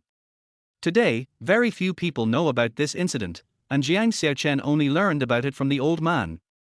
Jiang Xiaocheng didn't care about these things before, but before going down the mountain, the old man suddenly told him that it was the old man who rescued him from the fire that year and asked Jiang Xiaocheng to find his real relatives. In fact, after being separated from his family for 22 years, he had almost no feelings for them. In Jiang Xiaocheng's heart, the old man was his real relative, but out of curiosity he decided to look for him. It would be nice to meet him and recognize him. It happened more than 20 years ago. I was still a child at that time, so I had never heard of it. Qin Yueru answered truthfully. "Well, it doesn't matter if you don't know." Jiang Xiaocheng didn't think so. This matter was sealed at the time. How could anyone in the capital know it more than 20 years later? If Qin Yueru wasn't a member of the Qin family, he wouldn't have asked. "Mr. Jiang, there's no need to be disappointed. Just because I don't know doesn't mean that other people in the Qin family don't know. I will ask my family about this when I have time." Jiang Xiaocheng smiled and said, "Miss Qin is a beautiful and kind person. I appreciate your kindness, but this is not a reason for you not to give me 10 million. I hope Miss Qin will still pay." "You little money grubber." Qin Yueru's beautiful eyes flickered, and she recalled the massage just now. "You said that I am a charming beauty here, but you didn't put forward any excessive conditions, but just wanted money. Is it because I am not beautiful enough?" "Har har, Miss Qin, it's not that you are not qualified, I'm just afraid that if you take action, your illness will never be cured." Jiang Xiaocheng smiled awkwardly. "From the tone of your voice, it seems that you have quite a lot of capital." Qin Yueru looked at a certain part of Jiang Xiaocheng's body, and her eyes showed a gleam. "Of course, but I still say that other things have nothing to do with money. Even if I sleep with you, you still have to pay me 10 million. You really don't understand romance." Qin Yueru retracted her gaze, her pink buttocks left the sofa, and stood in front of Jiang Xiaocheng with a fragrant smell, "Leaving your mobile phone number and sending your bank card password. I will have someone call you later." "That's about right." Jiang Xiaocheng quickly gave Qin Yueru his cell phone number. Fearing that Qin Yueru would go back on her word, he wrote down her bank card number and sent it to her. Remember, 10 million is no more, no less, and it includes lifetime support and one-stop service. After leaving a few words, Jiang Xiaocheng put his hands in his pockets and walked out of the room with brisk steps. Qin Yueru looked at his departing figure, a smile breaking out on her collagen-filled face, her two plump breasts bouncing up and down. She thought this man was quite interesting. As she thought about it, her pretty face gradually calmed down and she dialed a mobile phone number. Yueru, what's the matter? A calm middle-aged man's voice came from the other end of the phone. Qin Yueru hesitated for a moment, but finally grabbed the phone and spoke. Dad, I want to ask you something. Have you heard about the fire in the capital? Who told you this? Learned by accident. Don't lie to me. Tell me the truth, who is it? Qin Yueru frowned and continued, Dad, I really found out about it by accident, and I asked you out of curiosity. Don't ask about this anymore. And don't mention it to anyone. Yeah, I understand. Chapter 012. Two security guards outside the door. Jiang Xiaocheng left the reception room and came to the living room. Xiaocheng and Sister Wu stood up immediately. Dr. Jiang, is it over? Xiaocheng walked up to Jiang Xiaocheng and asked. It was the first time she saw Qin Yueru letting a man stay by her side for such a long time. What were they doing in there? Well, it's over. Jiang Xiaocheng answered with a smile, then took Xiaocheng's hand and left the villa. Sister Wu naturally did not follow him. She had been paying attention to the situation inside. Although she didn't know what happened, this guy didn't do anything to hurt her young lady. If something really happened, Qin Yueru would have called her in long ago. After leaving the villa, Xiaocheng blushed and asked, Dr. Jiang, why did you pull me out? Did you really cure Sister Wang? Jiang Xiaocheng looked at this woman and wondered how pure her heart was, as she blushed at the slightest provocation. Don't lie to me, my surname is not Wang but Qin. Oh. Xiaocheng's face turned red again. It turned out that Sister Qin had already explained the situation to Dr. Jiang. I didn't mean to lie to you. This kind of thing is not convenient for others to know. Although Sister Qin has an open personality, she has never had a boyfriend. It's all for her own good. She has never had a boyfriend. Yes. Xiaocheng answered, and then looked puzzled. Shouldn't we ask about that aspect when treating a disease? Dr. Jiang doesn't know. Because you don't know when that disease will occur. Sister Qin rarely interacts with male friends. This is the first time I have seen her stay alone with a man for so long. Hey, it's my honor to say so. Jiang Xiaocheng touched the tip of his nose and said, Okay, Qin, it's over. Let's go back. Now? Yes. Without waiting for Xiaocheng to explain, Jiang Xiaocheng pulled her into the Bentley they drove here. This was the third time Jiang Xiaocheng had held her hand since they first met, making Xiaocheng's face flushed. On their way back, Xiaocheng was very curious about how Jiang Xiaocheng cured Qin Yueru, and then asked about this, Dr. Jiang, have you really cured Sister Qin? Almost. Qin, you picked me up twice today, so we are friends. Don't call me Miracle Doctor anymore. It's too formal. Jiang Xiaocheng said while staring at his phone, waiting for the bank card to arrive. Okay, Dr. Jiang is a few years older than me, so I will call you Brother Xiaocheng from now on. Hello, Sister Qin Tilda. Hey. It's arrived, ha ha ha ha, my 10 million has finally arrived. A bank card payment information suddenly popped up on his mobile phone, and Jiang Xiaocheng was overjoyed. However, when I saw that the remittance amount was only 3 million, I suddenly felt unwell. How come it's only 3 million? Jiang Xiaocheng's excitement peaked at the top of the mountain, but suddenly he calmed down. He immediately greeted Qin Yueru hundreds of times, and then called her to question her. Miss Qin, you only gave me 3 million out of 10 million? What do you mean? Didn't Mr. Jiang say that he hasn't been completely cured yet? 3 million is today's hard work fee, and the remaining 7 million depends on your performance. I'll pay you when you're cured.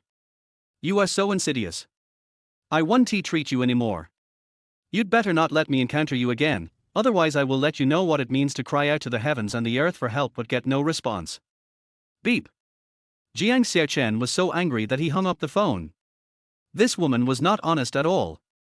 He could only have a close relationship with her but not a deep friendship. It would be best not to give him such a chance, otherwise her condition would get worse. Not long after, Jiang Xiaocheng returned to Zhonghai City in a Bentley. He felt a toothache when he thought that 10 million yuan had finally become 3 million yuan. Not all rich people are generous, but they are very smart about everything. If he hadn't left early because he thought Qin Yueru was a good woman, he would have insisted on waiting for her to transfer the money before leaving. Who knew that he was wrong? This woman's plan was too shrewd. Can't you be like Xiaocheng? She looks so innocent and cute. He will definitely make Jin Yueru look good the next time they meet. Thinking of this, Jiang Xiaocheng remembered that the clothes he bought cheaply from Kane Troy were still with Su Ruochu, so he decided to go to Su Group.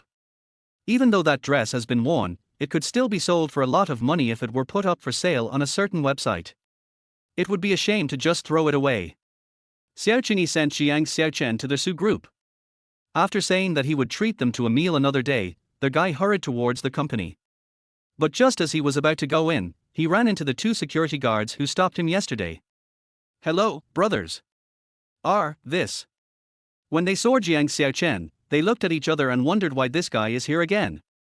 After what happened yesterday, the two security guards felt a little uncomfortable with Jiang Xiaocheng, but when they heard that the president's father knew him, they had to put on a smiling face. Okay, hello brother, I wonder what brings you here today," one of the fatter security guards asked. Jiang Xiaocheng walked up to him, rubbed his hands, and asked, "Do you have a cigarette?" "Well, the company has a rule that smoking is not allowed during working hours, so we are not allowed to bring cigarettes in," the fat security guard said seriously. "Fatty, stop pretending to be a good employee, we are all brothers, not outsiders." The security guard on the side scolded, then looked at Jiang Xiaocheng and took out a cigarette with a smile on his face. "Hey, come here, brother, we have it here, give it to you." Jiang Xiaocheng took the cigarette, and the security guard was very tactful and immediately took out a lighter to light it. The two of them were knocked unconscious by Jiang Xiaocheng yesterday and did not see what happened in the office, but they heard from other people that Jiang Xiaocheng was invited by the Su family and it was rumored that he had some relationship with the president, but no one knew what the relationship was. If you have to curry favor with a person like this, how can you be promoted to the captain of the security team in the future? "What's your name?" Jiang Xiaocheng asked. "My name is Chen San, and this fat guy is Zhang Songming." Chen San introduced happily. Jiang Xiaocheng took a puff of his cigarette with a smile. Zhang Songming saw Chen San taking out a cigarette and, not afraid of being seen by his leader, he also handed one to Jiang Xiaocheng. "Come on, brother, take mine." "What are you doing?" Just as Zhang Songming handed the cigarette to Jiang Xiaocheng, a cold voice came immediately, scaring them so much that they hurriedly ran back to their original positions and stood up straight, looking like model good employees. Jiang Xiaocheng looked in the direction of their voice and saw Su Ruochu, the cold woman, approaching. When she smelled smoke outside the door, she wrinkled her nose. "Who told you to smoke here?" Chen San and Zhang Songming were stunned and stammered, not knowing where to start for a moment. If they say they smoked themselves, they will lose their jobs. If they say Jiang Xiaocheng smoked, then that would make things difficult for the Su family and they will still lose their jobs. This is really embarrassing. I asked them to smoke with me. Just when the two were at a loss, Jiang Xiaocheng suddenly spoke. "Who do you think you are? Why do you allow my employees to smoke during work hours?" Su Ruochu shouted without giving any face. "Honey, am I not being considerate of my employees? Isn't this all for the good of the company? You, shut up and don't call me your wife." "Who is your wife?" "You, didn't we just get married?" Roll. A blush appeared on Su Ruochu's cold face. When she noticed the two security guards outside the door looking at her and Jiang Xiaocheng with shock, they immediately turned away. "Don't let me see it again next time, otherwise I will go to the finance department to get my salary and leave." Seeing Su Ruochu leaving, Jiang Xiaocheng immediately followed her. His clothes were still in her car, and he insisted on getting them back. As Su Ruochu and Jiang Xiaocheng left, Chen San and Zhang Songming couldn't control their shocked expressions and looked at each other. "Fatty, did you hear that just now? Did that guy just call Mr. Su his wife?" "I heard it, I thought he was Mr. Su's relative, but who knew he was Mr. Su's husband? When did Mr. Su get married? I didn't know. This is big news. Ms. Su is actually married." Chapter 013 Where did you throw your clothes? After coming out of the company, Su Ruochu did not go back, but went to the underground garage. She and Jiang Xiaocheng were only husband and wife on paper, so she didn't want anyone else to know that she would definitely divorce this man in 2 years, or maybe even less than 2 years. Jiang Xiaocheng followed behind her, his eyes moving from her high-tied black hair to her slender, fair neck, and then to her wrapped pink buttocks. The way her body twisted as she walked was just like the way she had twisted her slender waist on her own initiative that night, which made people imagine a lot. Not long after entering the garage, Su Ruochu stopped and suddenly turned to look at Jiang Xiaocheng. She frowned slightly, opened her cherry lips, and said in a cold voice, "What are you doing following me?" Jiang Xiaocheng recovered from her seductive posture and replied, "The clothes I changed today were left in your car, so I came back to get them." "Clothing?" "Yes, it's the one you changed out of when you went to the Civil Affairs Bureau. You wouldn't have hidden it secretly, right?" Su Ruochu said expressionlessly, "What should I do with that dirty thing? I threw it away long ago." "If I throw you away, where will you throw you?" Jiang Xiaocheng's smile gradually froze. That piece of clothing was a custom-made one. Even though it only cost 2 yuan when he bought it, it would be worth at least tens of thousands if he sold it. Of course, he couldn't sell it. It's just a torn piece of clothing. Even beggars won't want it. Why are you so angry with me? When she saw the clothes in the car, she thought Jiang Xiaocheng didn't want them anymore, so she picked them up and threw them into the trash can.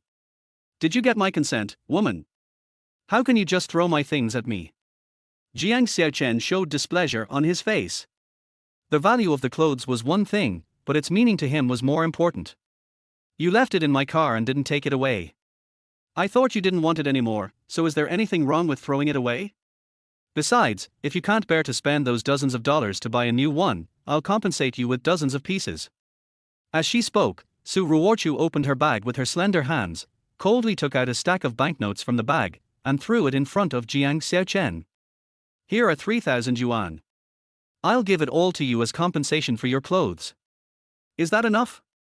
Jiang Xiaocheng glanced at the red banknotes on the ground, his calm face turned a little ugly.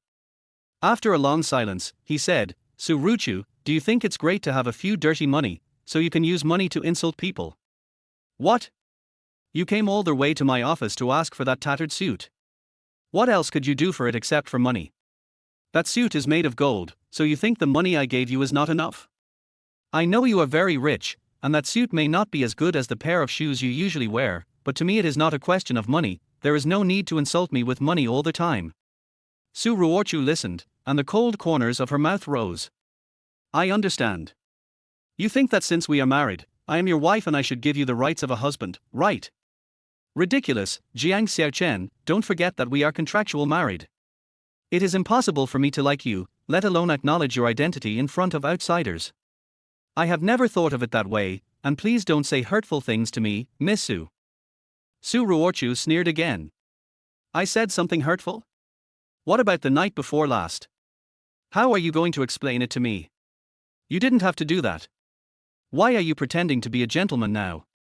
Jiang Xiaocheng was stunned and said, "Yes, I admit that I was at fault for what happened that night, but I was also helping you. If you put all the blame on me, as a man I will absolutely accept it. I also solemnly apologize to you here. I'm sorry, Miss Su. But, Miss Su, let me ask you, is the matter about our marriage because of that incident? Isn't it because your grandfather and my master arranged the marriage many years ago? Why do you say that I am demanding my rights as a husband? It has nothing to do with you. I don't need to explain anything to you. Also, I won't accept your apology. Don't use my grandfather to pressure me. I make my own decisions. I also hope that you won't be like a coward and rely on my Su family for your whole life." Jiang Xiaocheng shook his head and gave a bitter smile. "Okay, there's really no way to reason with you. You can say whatever you want. But please tell me where I threw my clothes." Jiang Xiaocheng didn't want to talk to this woman anymore. Putting aside other factors, he was willing to admit his mistake. "I have never thought of becoming her husband, and I have never used Su Minsheng to force her to do anything. If she thinks so, then please feel free to do so. After all, it is impossible between them. Even if they are married, they are still strangers and are not the same kind of people. Garage trash can, if you want it, go find it yourself, I won't accompany you." Su Ruochu spoke coldly, turned his head and walked towards the Porsche Cayenne, then opened the door, sat inside with his round pink buttocks, and then looked out coldly. Just when I thought Jiang Xiaocheng would pick up the money on the ground and leave, I was surprised to find that he actually ran to the trash can to look for his clothes. "Huh! Found it." Jiang Xiaocheng rummaged around in the trash can for quite a while, and only after he had dumped out all the trash did he discover the white t-shirt and colorful shorts that he treasured so much. He grabbed them with surprise and couldn't help but give them a kiss. Then he put all the trash back into the trash can and left with a smile. Madman. Su Ruochu gritted her teeth and murmured softly, completely speechless about such a man. It's just a set of tattered clothes and trousers worth a few dozen yuan. Is it necessary to dig through the trash can? Is he being thrifty or is he really reluctant to part with it? No, I think he is mentally ill and there is no cure. Thinking of this, she looked determined, started the car, and slowly drove out of the garage. But just as she left, 2 black cars in the garage flashed their lights, then quickly drove out of the garage and caught up with her. At the intersection of the underground garage and the street outside, Su Ruochu's car passed by Jiang Xiaocheng. She looked straight ahead, without even looking at Jiang Xiaocheng, and drove away from his position, leaving behind 2 gradually shrinking taillights. Jiang Xiaocheng felt much better after getting the clothes. He didn't bother to argue with this kind of woman. He just took a look at her and then took out a cigarette and lit it. At this moment, 2 black cars rushed out of the underground garage like lightning and chased in the direction where Su Ruochu left. During Jiang Xiaocheng's training in the mountains, he learned not only martial arts and medical skills, but he also often accompanied the old man down the mountain to perform certain tasks so as to keep up with the world. Therefore, his insight and keen intuition were extremely strong, and he could tell at a glance that Su Ruochu was being followed. However, he did not express anything. He just looked in the direction where Su Ruochu left, and stayed where he was, silently taking several puffs of his cigarette. He and Su Ruochu are not real husband and wife, and this woman will not acknowledge his identity. However, his thoughts are exactly the same as hers, so he will not interfere in her affairs. Thinking about this, Jiang Xiaocheng took another puff of his cigarette quietly and left in the opposite direction. Chapter 014 Traffic Accident. Seeing Jiang Xiaocheng's figure disappear in the rearview mirror, Su Ruochu's cold eyes fixed. No one had ever been able to influence her mentality before, but this man was really speechless. She really didn't know why she was so angry with him. The more Su Ruochu thought about it, the more annoyed she became. She didn't realize that her mind was now full of Jiang Xiaocheng. In the past, apart from work, there was nothing else that could make her care so much. Before she knew it, she drove to an intersection, and while she was waiting for the traffic light, her cell phone suddenly rang. She looked down and saw the red light turned green. She then grabbed the steering wheel with one hand and drove, while picking up her cell phone with the other. Mr. Su, something happened. As soon as the call was connected, a woman's heavy voice came from the other end of the phone. We encountered problems in the procurement market. The partners who had originally agreed to cooperate with us suddenly reduced our procurement share, and some even temporarily terminated their cooperation with us. Su Ruochu's pretty face was a little solemn. The Su Group had recently entered a new stage. In order to increase the visibility of the Su Group, it had recently increased the production of clothing and cosmetics, and then reached verbal agreements with many partners. The sudden occurrence of such an incident would be tantamount to causing the Su Group to stagnate or even regress. Did you ask the reason clearly? After asking, they all said that our company's competitiveness and brand influence in the market will drop significantly in the future, and it is very likely to go bankrupt in the near future. By then, we will not be able to pay the purchase amount, so new partners dare not cooperate with us.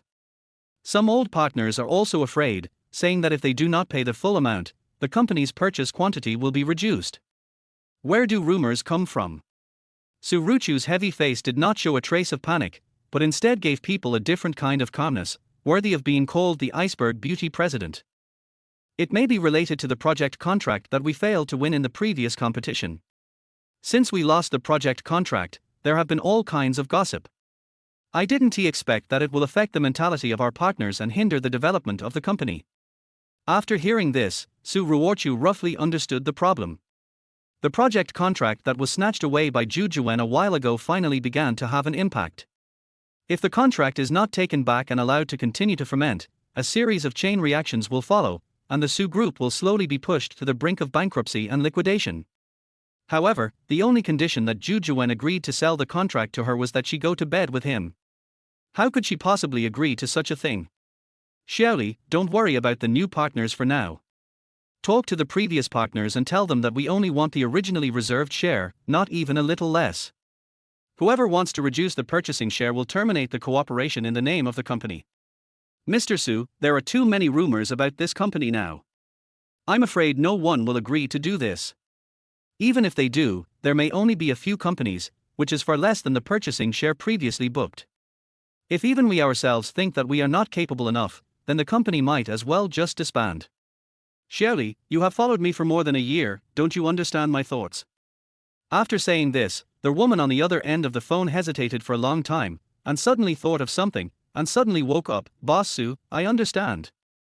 I will handle this matter according to your instructions, and I will definitely get a lot of purchasing shares. Su Ruochu is presenting the image of a large company, and by doing so, it is conveying to the outside world the rumors that the Su Group does not acknowledge having occurred.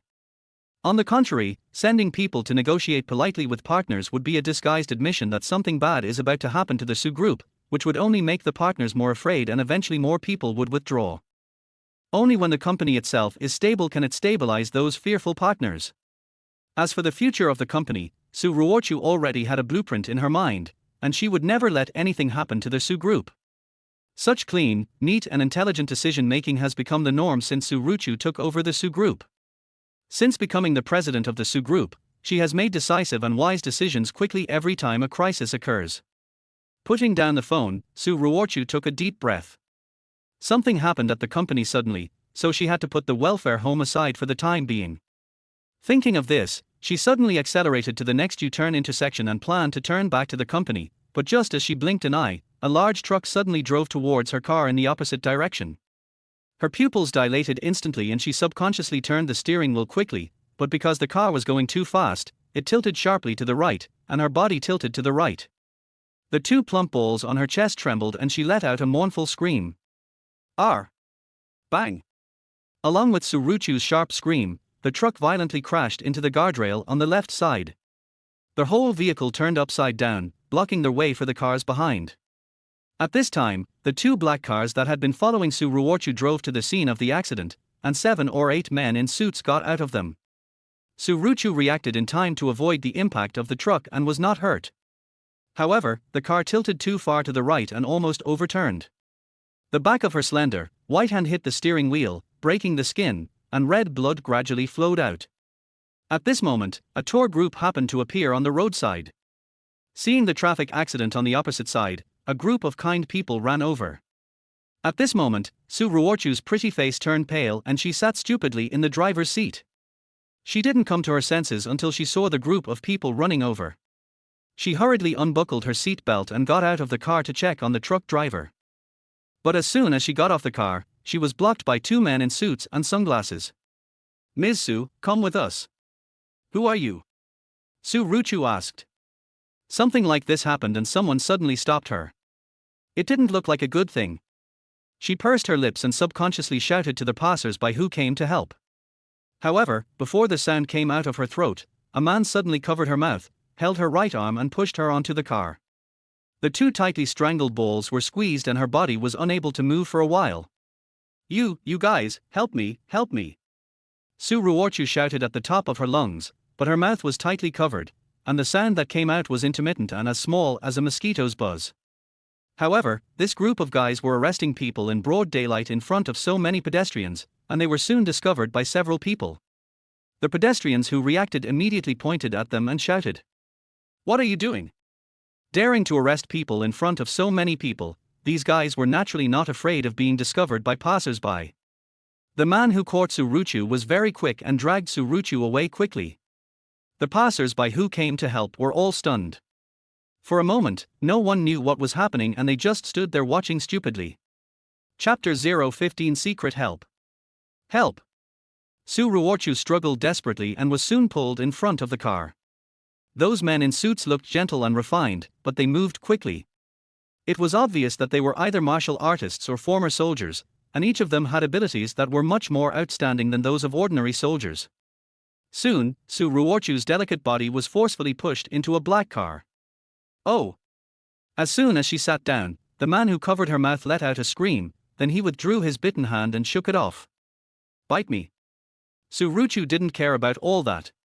As soon as the other party let go, he stretched out his long legs outside the car and ran out of the car in a blink of an eye. Help! Chase! Don't let her run away! Su Ruochu ran towards the crowd, and several men in suits chased her again. Obviously, a woman like Su Ruochu could not outrun several men who had served in the army, and she was soon caught up. But just when they wanted to take Su Ruochu away again, one of the men suddenly cried out, "Arr," and his body immediately collapsed to his knees on the ground. The others were stunned in stupidity, and then one of them trembled, yelled, and staggered to the ground. 1, 2, 3. Within a few seconds, this group of guys fell to the ground one after another, even the one guarding the car in the back fell silently. "What's going on?" One of them suddenly pulled out a bloody silver needle from his buttocks. His eyes became dull and he lay there in a daze. "Don't worry about it, just take her away first." A man also pulled out a silver needle, and then quickly gave orders to everyone.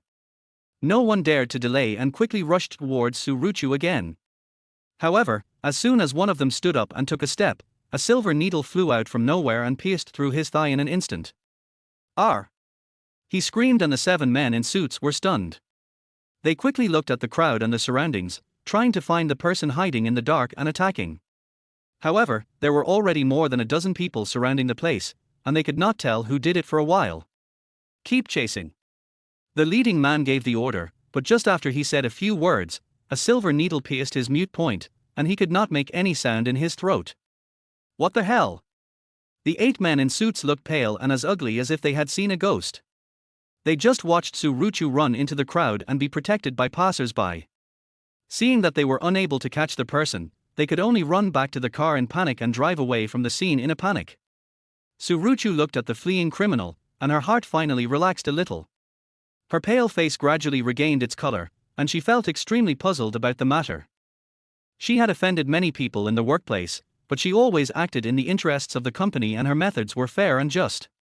This kind of thing was completely unexpected for her.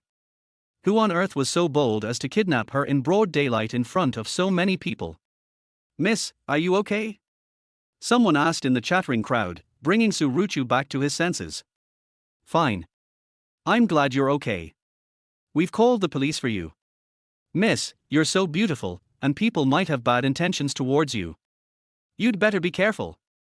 "Yes, yes." When everyone recovered from their shock, they discovered that Su Ruochu, who had just been kidnapped, had a goddess-like appearance, an impressive figure, and fair skin with a faint rosy glow. This kind of woman is the easiest to be targeted by criminals, so it is no wonder that such a thing would happen in broad daylight. Su Ruochu nodded without saying much, but was thinking about what had just happened. The truck driving in the opposite direction and a group of men appearing and trying to kidnap her seemed like a coincidence, but it was actually all carefully planned. As a smart woman, Su Ruochu could easily think of these things, but who would do that? Also, if they were so brave and not afraid of being found out, why didn't they continue to chase after her? Oh, right. Something strange happened just now. Just when those guys caught up with her and were about to take her away again, they suddenly fell down one by one for no apparent reason, as if someone was secretly beating them up. But she clearly didn't see anyone. Could it be that someone was hitting someone from a distance? But isn't this kind of thing only in movies? How could it happen in real life? For a moment, Su Ruochu had a lot of doubts, but soon, she seemed to have found the answer. Her almond-shaped eyes were fixed on a bright silver needle on the ground not far away. At the same time, a young man left the crowd at the back, with his hands in his pockets and a playful smile in his eyes. Jiang Xiaocheng scratched his crotch with his hand in his pocket and said to himself, "Since you pushed the mistake of the night before last onto me, I'll just consider this as paying you back, and I'll let you fend for yourself next time." Soon, the traffic police and police arrived at the scene. Su Ruochu told them the truth about what had happened and finally went to the police station to record his statement. There are many suspicious points in the matter, and Su Ruochu doesn't know exactly what is going on. It all depends on how the police investigate. Jiang Xiaocheng returned to their hotel and fell asleep immediately. In his dream, he saw himself having sex with a woman. Her rosy face, her sweet voice, and her swaying balls. When I saw the other person's face clearly, I suddenly woke up. Damn it, Su Ruochu, you women are really everywhere. Jiang Xiaocheng glanced at the time and found that it was already early morning. He then ran to wash his underwear, then ran back and fell asleep. The next day, the sky was clear. Jiang Xiaocheng, who had slept until noon, got up lazily. After washing up, he remembered that he was going to move into the Su family. However, thinking about meeting the woman Su Ruochu, he decided to go eat something first. If he doesn't eat, the woman won't cook for him. It's impossible to think about it. He was hungry the whole day yesterday, but luckily he was very good at enduring hunger, so not eating for a day would not have much impact on him. For breakfast, Jiang Xiaocheng ordered eggs, a bottle of milk, preserved egg and lean meat porridge, and 3 fried dough sticks. After eating until he was 70% full, he leisurely returned to the hotel to pack his things. At 12 o'clock noon, he came out carrying a large bag of miscellaneous things, and finally took a taxi to Zhonghai Jingyuan district. You don't know until you come. Jiang Xiaocheng realized that Jingyuan district is the villa area of China overseas. At a glance, there are magnificent scenes and beautiful and sweet natural environment. One can imagine how wonderful it is that there are more modern buildings in nature, which allows people to have both a comfortable environment and close to the natural scenery. The people who live here are definitely rich or noble. Of course, Su Ruochu is the president of a large company, so it is not surprising that he lives in such a place. Arriving at number 18 Jingyuan district, Jiang Xiaocheng walked down carrying a large bag of things. After knocking on the door for a while, a woman opened it. At first glance, she looked to be in her 30s or 40s, but upon closer inspection, she was actually in her early 60s. However, she was well maintained. People from rich families are just different, not like the poor people. Are you Master Xiaocheng? The old woman, wearing a kitchen scarf, asked with a smirk. Jiang Xiaocheng was stunned and said, "Do you know me?" "Well, the young lady told me that young Master Xiaocheng will be here in a while. I'm the young lady's nanny, so just call me Auntie Wang. Come on, young Master Xiaocheng, please come in quickly." Would that woman be so kind as to tell others about her situation? Judging from Wang Ma's smile, she didn't seem to say anything bad about me. Chapter 016 The living room becomes a garbage dump. Jiang Xiaocheng walked in carrying a large bag. Aunt Wang wanted to help but it was too heavy, so she could only let go of his hand awkwardly and pour him a glass of boiled water. "Master Xiaocheng, the young lady has gone to the company for something and may not be back for a while. There is no one else at home now. Master Xiaocheng, please feel free to do as you please. This will be your home from now on." Jiang Xiaocheng took the water and took a sip, then glanced around the huge living room and said, "You and she are the only ones living in such a big place." "Yes, their master lives with the old man, and there have always been only the young lady and I in this family." Aunt Wang looked at Jiang Xiaocheng and said with a smile, "But in the future there will be one more man in the family, and he will be the young lady's husband, so the young lady won't be so lonely." She just didn't quite understand why the young lady, who had few male friends since she was a child, suddenly got married. Alas, the affairs of young people are becoming increasingly difficult for old people to understand. But Master Xiaocheng looks handsome and has a strong body. He is a good man to live with. The lady has a good taste. "Master Xiaocheng, I have prepared the room for you. The young lady said she will be back soon and I still have to cook. If you need anything, just call me." "Well, Aunt Wang, you go ahead and do your work first." Jiang Xiaocheng didn't want to trouble an old lady like Wang Ma, so he didn't think much about it. He let her do her thing and then opened the cloth bag and took out various things. A pair of slippers, a pair of dirty cloth shoes, 2 or 3 sets of clean but not new clothes and pants, a few worn-out ancient books, a small box, a small bottle of pills, and so on. In a short while, the living room was filled with them. I don't know how Jiang Xiaocheng managed to pack all those miscellaneous things into a cloth bag. There are twice as many things as I imagined before I opened the bag. He tidied himself up a little, and at this moment, a graceful figure walked in from outside the door. She was wearing a pair of high heels, and her beautiful legs extended into a black professional skirt. She had a perky pink butt, and a hint of dark color under the skirt. Her upper body was a specially made white shirt, and her breasts were deliberately tightened with tight underwear, making her look like a working woman. When Su Ruochu saw that the tidy and spacious living room at home was suddenly filled with all kinds of sundries, her calm face suddenly showed a soaring blood pressure. "Who told you to bring these junk into my house? Put them away immediately." A cold and angry voice reached his ears. Jiang Xiaocheng raised his head and saw that it was Su Ruochu. His face froze. "You asked me to come and live with you.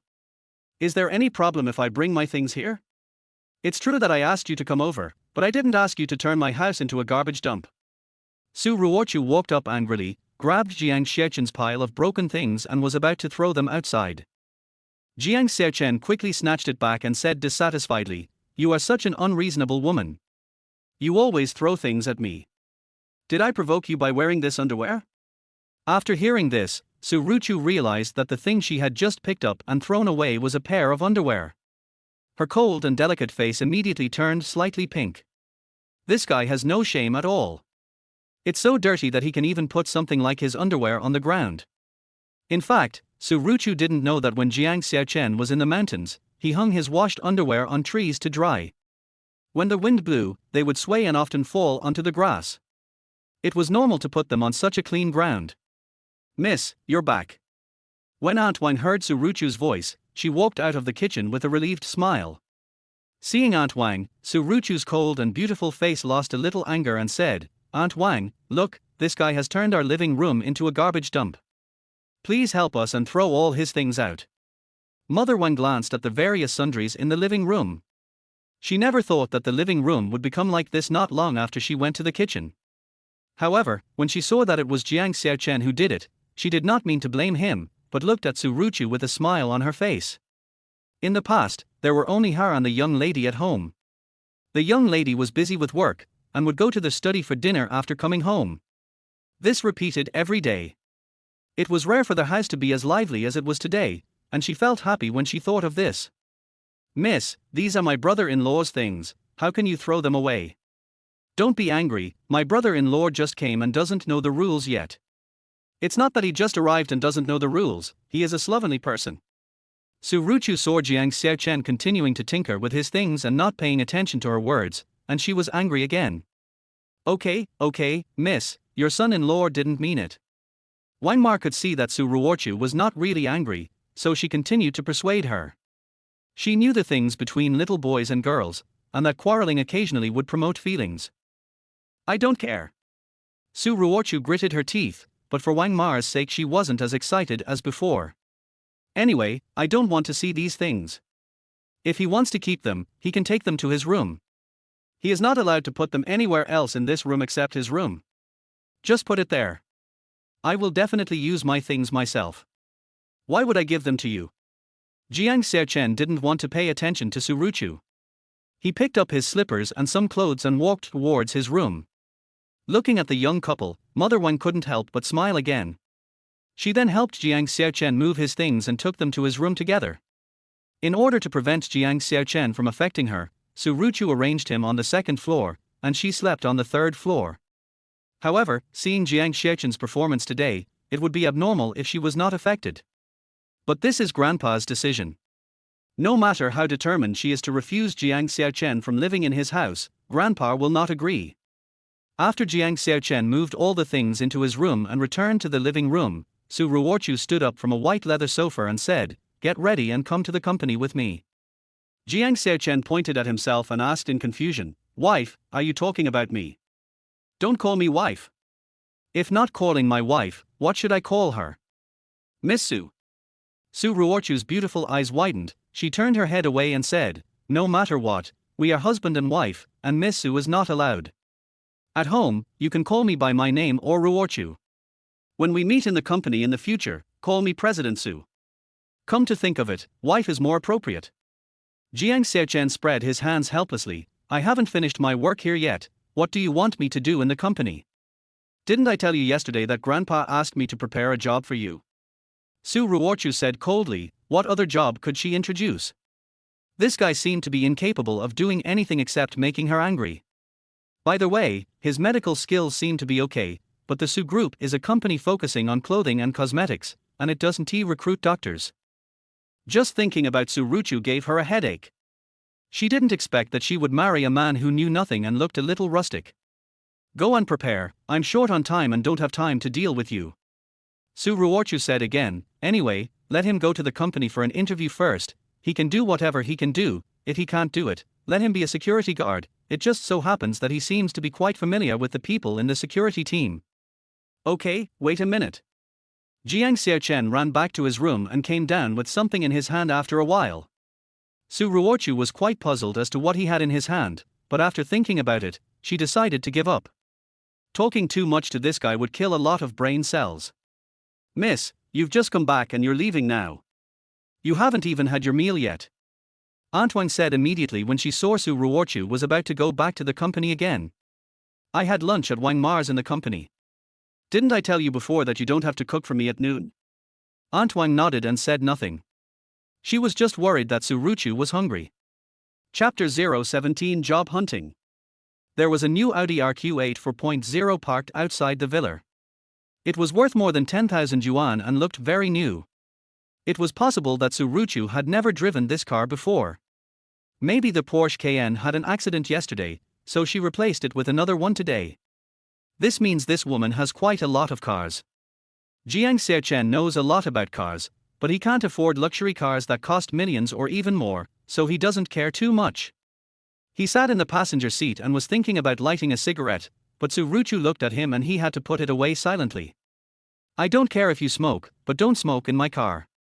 Also, you are not allowed to smoke in the company or at home in the future. Su Ruochu frowned slightly, her tone as cold as ever. You might as well just tell me not to smoke anymore. Jiang Xiaocheng said helplessly. In the future, he will go to work in the company and go back and forth between the two places. He is either at the company or at home. If he is not allowed to smoke in both places, what is the difference between that and not letting him smoke? I'm just reminding you. Su Ruochu answered as he drove away. Knowing that he couldn't reason with this woman, Jiang Xiaocheng said nothing more, but took out a thin piece of paper from the file bag. Su Ruochu felt it was strange when Jiang Xiaocheng ran back to the room to get this thing.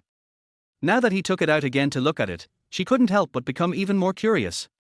She glanced at him out of the corner of her eye, then looked straight ahead and drove seriously.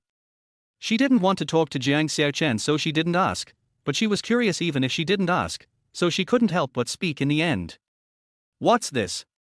My personal resume, isn't it for recommending a job to me? I should bring my resume with me. The old man made this resume for him, hoping that he could find a good job after he came down from the mountain. Do you still have a resume? Su Ruochu has always been dissatisfied with Jiang Xiaocheng. When she heard that this man had a resume, she was a little bit unconvinced. What's your tone? Although I came down from the mountains, is it strange to have a resume? Jiang Xiaocheng boasted, I can tell you that my resume is not simple, and I can easily find a good job in your Su group. Just you? Su Ruochu shook his head. This guy wouldn't think that Su Group was a pharmaceutical company, right? Even if it was a pharmaceutical company, they wouldn't necessarily accept him, not to mention that they were an international fashion company. His medical skills are pretty good though, and he could make quite a bit of money by opening a small Chinese medicine clinic, but he doesn't seem to have the brains to think about that. The two of them just chatted briefly and finally fell into silence. Soon after, they arrived at the underground garage of Su Group. In order to avoid being seen by company employees, Su Ruochu asked Jiang Xiaocheng to go for the interview by himself, and then left alone in the elevator. The Su Group is different from ordinary companies. They are extremely strict in selecting employees, considering not only the employees' academic qualifications but also their personal social practice ability and work experience. The above standards alone have already eliminated a large number of applicants. Coupled with the ability assessment during the interview, only a few people can enter the Su Group to work every year. Of course, the company will also give employees compensation based on their abilities. Among China overseas, Su Group has the best employee benefits, so every year many people rush to apply for jobs. Therefore, Su Ruochu did not hold any hope for Jiang Xiaocheng to enter the company through an independent interview. He could only let him go first to see if he was suitable. If not, he would call the interviewer later and add a quota for a related customer. Su Ruochu was quite reluctant to let Jiang Xiaocheng work as a security guard. After all, this man was nominally her husband. However, from the beginning to the end, Jiang Xiaocheng never left the job hunting task to Su Ruochu. He could find a job on his own. After Su Ruochu left, Jiang Xiaocheng took his resume and went to the recruitment hall of Su Group.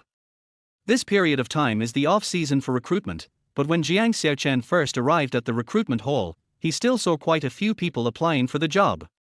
The strange thing was that most of them were female applicants, and the number of male applicants including Jiang Xiaocheng was less than that. In such an environment, Jiang Xiaocheng could smell the scent of women's hormones everywhere, making his sensitive body stir. Hey, brother, is this the place to apply for a job? Jiang Xiaocheng sat down next to a man in his 30s and asked with a smile.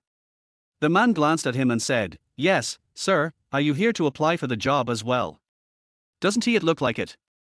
The man looked Jiang Xiaocheng up and down again. Other people who came to apply for a job wore formal clothes and looked very gentle, but this guy was different. He was dressed casually and had a playful look on his face. He didn't look like a job applicant, but more like someone who came to pick up girls. At first glance, you look like a rich second generation with nothing to do. It doesn't take much to tell what you're going to do by going to a place like the recruitment hall of Su Group. Oh? What do you want to do? Find a woman. The Su Group is a large company dominated by women. Everyone in Shanghai knows that there are many beautiful women among its employees. Many big bosses and rich kids want to secretly support them. When saying this, the man deliberately lowered his voice and whispered to Jiang Xiaocheng. Jiang Xiaocheng touched his chin. He really didn't know such things. No wonder he saw a bunch of women in the recruitment hall. It turned out that most of the employees in Su Group were female. Sir, if you are really here to support a white-collar worker, then listen to my advice and try a different approach. Don't come to the recruitment hall. You will be kicked out if you are discovered. In the past, many rich kids would come to the recruitment hall, but look at it now, how many men are there? How to say it? Seeing that you have come here stupidly, you must not know. Let me tell you, the person applying for the position of supervisor is Han Shui, a close confidant of the president of Su Group, who holds a high position in the company and is known as the queen of the workplace. Although this woman is fair and tender, with big breasts and a plump butt, and looks like she needs to be fucked hard by men, she is famous for her means. Many big bosses wanted to support her before, but they were all drunkenly driven away on the spot without any mercy. If you don't want to make a fool of yourself in public, you can just stay. Speaking of Han Shui, a burning desire appeared on the man's face. He also wanted to taste what it was like to be the queen of the workplace, but when he thought of his own identity, he decided to give up and just find a good job to pay off his mortgage and car loan. After Jiang Xiaocheng heard what the man said, his eyes became even more curious. Sir, why don't you leave? Don't you believe what I just said? The man came back to his senses and saw Jiang Xiaocheng still sitting next to him. He couldn't help but speak again. You are not here for Han Shui, are you? That woman is not easy to conquer. I heard that there is no man who can conquer her so far. But who knows, that kind of woman may have been taken care of by a big boss behind her. Every night, she is called by the big boss to give her a lecture until she can't get out of bed. Her long white legs, warm red lips, and pink and tender buttocks, wow, really make men unbearable. As the man spoke, the scene resurfaced in his mind, and he smiled brightly just thinking about it. Jiang Xiaocheng looked at his dreamy expression and really wanted to slap him to wake him up. At this time, several women walked out from a door at the back. When the job seekers in the recruitment hall saw them, they all looked alert. As several job examiners appeared, the job interview supervisor, who was known as the queen of the workplace, also came out, which immediately sparked a small discussion.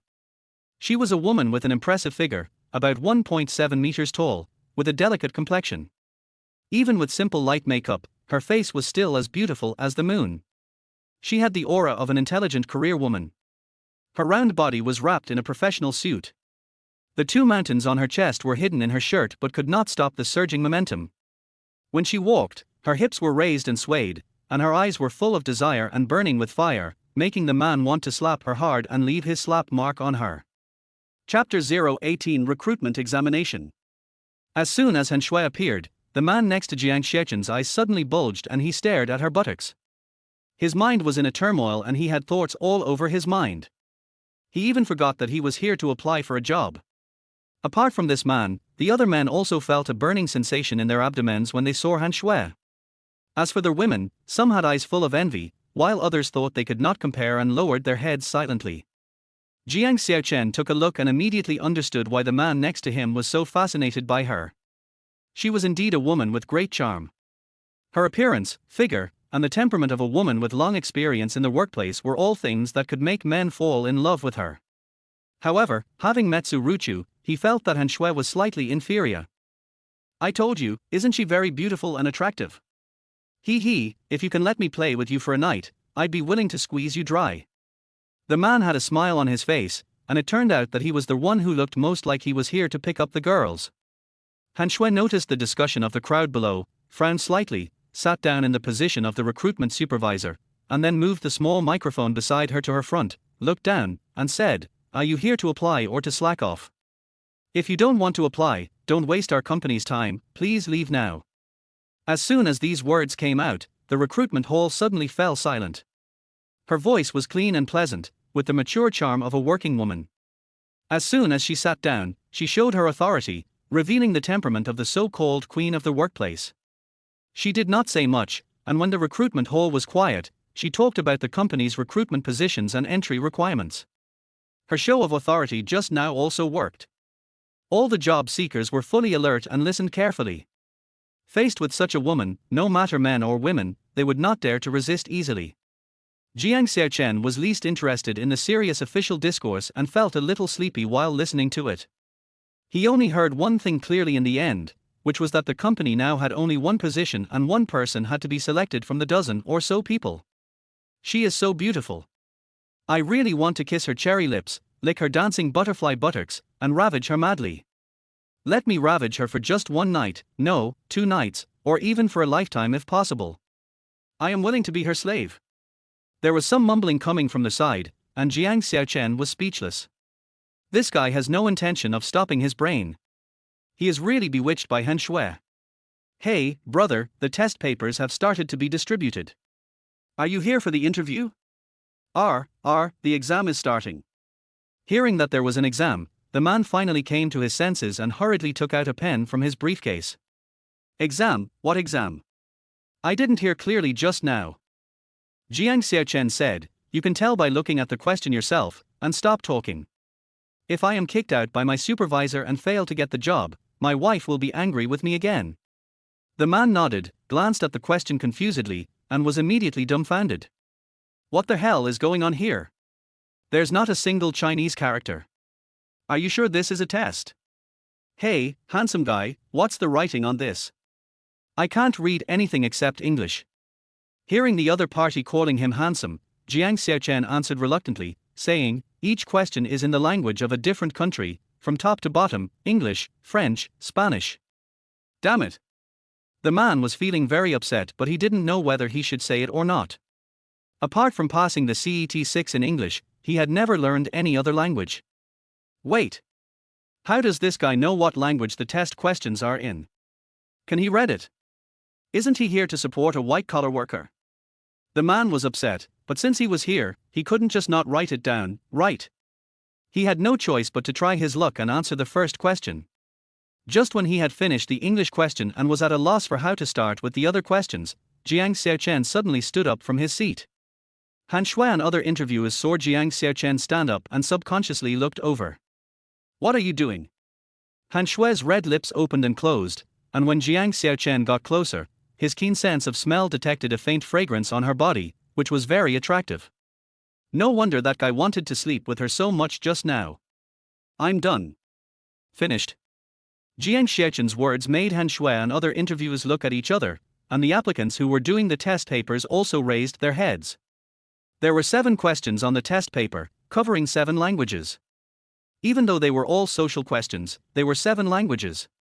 How could he finish them in less than 20 minutes? What is your name? Jiang Xiaocheng. Han Shui pursed her lips and said, "Mr. Jiang, there are 7 questions on the test paper, and each question is different. You only answered the first question, and there are still 6 questions left." Han Shui thought that Jiang Xiaocheng treated the 7 questions as the same one, so he only finished the first one and handed in the paper. She was reminding Jiang Xiaocheng that there were still 6 questions he had not completed. Situations similar to Jiang Xiaocheng's often happened in previous interviews. It was because I didn't listen to her carefully and mistakenly thought that the 7 languages on the test paper were the same question. Generally, those who submit their test papers in advance only know English. Companies will not hire such people, and the reminder is just for work purposes. I wrote it. Jiang Xiaocheng was very depressed. He had clearly answered every question, but this woman said he didn't write it without even looking at it. Was this a trick of the Su Group's interview? This shouldn't be the case. Have you finished writing? Yes, I finished every question. Han Shui's eyes narrowed, she looked at an interviewer next to her and whispered, "Bring me his test paper." The female interviewer walked over, took the test paper completed by Jiang Xiaocheng and handed it to Han Shui. When Han Shui saw that each question was written in the corresponding language, her eyes were stunned. The other interviewers took a look and had the same expression as Han Shui when they saw the test paper full of answers. They then quickly took out their mobile phones and opened the software to translate the language on the test paper. When they learned that Jiang Xiaocheng had actually completed every question and that each answer was very appropriate and not just random, their expressions became even more shocked. It was incredible. Previous job seekers only knew 3 or 4 languages at most, and they all came after careful preparation. This was the first time they met someone who could understand all the languages and finish all the questions. "What languages do you know?" Han Shui came to her senses and looked at Jiang Xiaocheng seriously for the first time. "No, it just so happens that these are relatively common languages in the world, and I happen to have learned them before, so." Because of his abnormal body, Jiang Xiaocheng had an extremely good brain and could remember things very quickly. In addition to practicing when he was in the mountains, he would run to the old man's study to read whenever he was bored. Fortunately, he learned more than a dozen languages. "Okay, you passed the first test, put your resume on the table, and go into the back room to wait for everyone else to finish answering. How long will it take?" "What? Are you busy?" "That's not the case." Jiang Xiaocheng raised the corners of his mouth, revealing a helpless expression. In fact, he just wanted to smoke a cigarette outside the company, but he didn't say much when he thought there was no one inside and he could smoke there. As for Su Ruochu's warning against smoking in the company, he just ignored it, and she wouldn't see it anyway. Damn. That guy actually passed the written test. It turns out he really came here to apply for the job. Seeing Jiang Xiaocheng being called into the back room, the man looked incredulous. He then looked at the other 6 questions that he didn't understand, and finally he could only stand up with the test paper in his hand. Thinking that Jiang Xiaocheng might have passed the first test just by answering the first question, he went to try his luck, but was asked to leave. Chapter 019 Passed the interview. Jiang Xiaocheng followed Han Shui's instructions and came to a room in the back. He smoked countless cigarettes. When he took out his mobile phone to play games, several women walked in from outside. They were all the applicants who had been outside just now. Next came Han Shui and the 2 interviewers, with firm steps and a completely different aura from the first few women who came in. As soon as Han Shui entered, she was irritated by the smell of smoke. She glanced at Jiang Xiaocheng fiercely, and it was obvious that she was quite uncomfortable. However, she did not criticize or educate him. Instead, she walked into the crowd with a serious face. "All of you here are applicants who have passed the first round of assessment of our company. I will not waste any more time here. Please find your seats and take your seats. We will now proceed to the second interview." As the voice fell, Han Shui twisted her body, and a graceful back came into view, with a thin waist and plump hips. If her appearance was 90 points, then her figure would be 9. The pink buttocks were pressed down on the front chair, and then the other 2 interviews gave the interviewee information to the candidates who passed the first assessment. "Why didn't you sit down?" Han Shui suddenly noticed Jiang Xiaocheng and asked. Jiang Xiaocheng was curious because he was the only man in the room with women. It seemed that the guy didn't pass the test. He even wanted to borrow a few cigarettes from him. "Oh, when I saw you guys come in," Jiang Xiaocheng didn't react for a moment, so he made up an excuse and sat next to a few women. "Maybe it's better to give you a brain that's made of cigarettes." Han Shui lowered her head to read the information, and teased Jiang Xiaocheng with some dissatisfaction, and immediately several women around Jiang Xiaocheng laughed softly. Jiang Xiaocheng knew that Han Shui was unhappy with his smoking just now, so he just smiled faintly. "Okay, let us get back to the topic. The information in your hands is our company's design drawings for women's private items. Starting with the first person, can you tell me what you think of these designs?" Jiang Xiaocheng was sitting in the far right corner, so he should have been the last one to answer. "Okay, Ms. Li, you can stand up and tell me what you think." After Han Shui finished speaking, she looked up at the first woman and asked a question. The woman immediately stood up and expressed her thoughts. "I think the Su Group's design of women's personal items is full of modern and advanced style.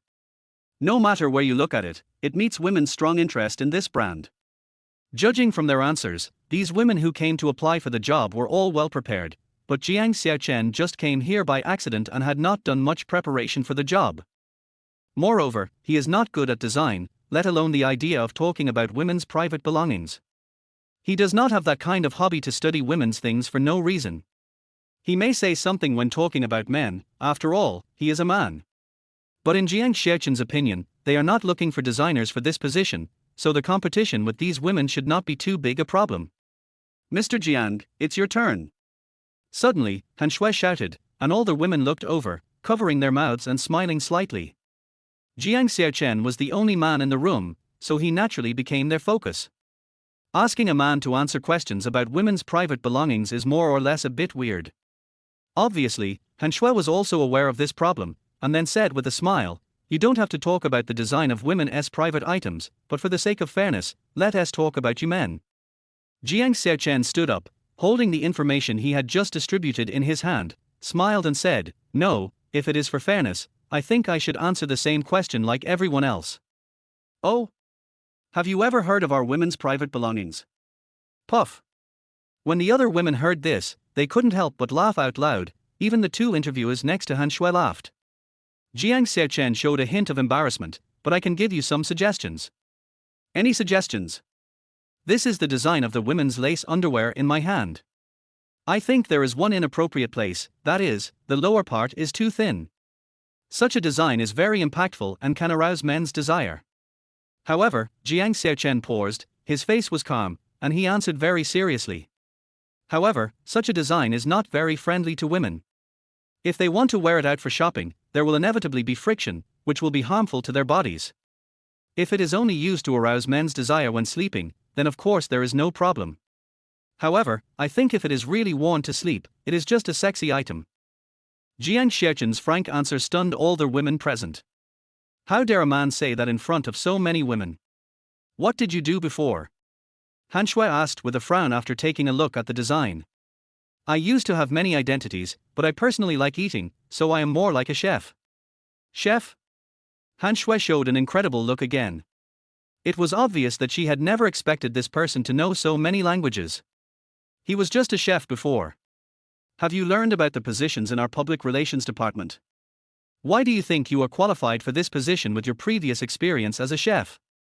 "I am not interested in public relations work, but my wife asked me to work in the company. Also, I am more interested in money, so I came here with my resume." "Okay, it's you."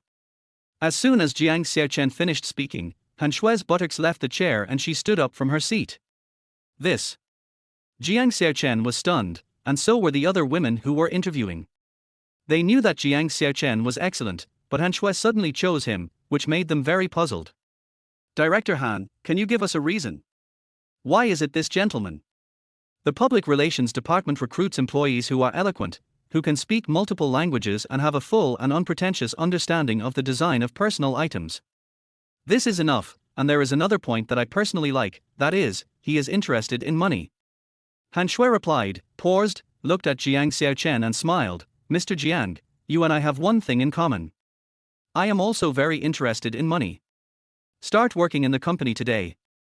Okay. Jiang Xiaocheng knew that he had a chance of getting the job, but Han Shui's words were still quite surprising. It seemed that this woman not only liked money, but was also very good at flirting with men. The title of workplace queen is not for nothing. To put it in an exaggerated way, Han Shui has beautiful looks and a hot body, and she is so good at teasing men. If it were any other man, those words just now would definitely make him fall in love with her. Fortunately, Jiang Xiaocheng had seen all kinds of women and could still withstand Han Shui's impact. "Mr. Jiang, please follow me. I will take you to your workplace." One of the interviewers walked up to Jiang Xiaocheng and took him away. The other women who were interviewed unfortunately failed and could only leave in frustration. Soon, the interviewer took him to the Public Relations Department. Jiang Xiaocheng had been to the company twice before. The first time he went directly to the president's office, and the second time he was just outside the company. He didn't expect that the Su Group was quite large. The Public Relations Department alone was like a small company, but there were not many people, just about 300 people. "This is the new employee in your department, Jiang Xiaocheng. Please help him in the future." The woman who brought Jiang Xiaocheng over said, "Mr. Jiang, if you don't understand something in the future, just ask the old employees. Get to know everyone. If you have any questions, please contact Mr. Han. Jiang Xiaocheng nodded and walked in. Upon closer inspection, he saw that all the people inside were women. As the female interviewer left, the old employees in the office stood up and surrounded Jiang Xiaocheng excitedly. Har har, it's a man, a real man, finally there is a man in our department. Chapter 020 The Woman in the Public Relations Department. Hey, Wu Li, don't scare me. It's so hard to get a man here. What if he gets scared away? A woman approached Jiang Xiaocheng, stared at him with a smile and said, I think you're pretty handsome, little brother. Huh? Right. Jiang Xiaocheng was frightened by the woman coming towards him. She was wearing a brown long skirt and long boots, and was quite pretty. The same was true for the other women. Each of them looked quite pretty. Jiang Xiaocheng, look at you, how good are you? Seeing a man running up faster than me.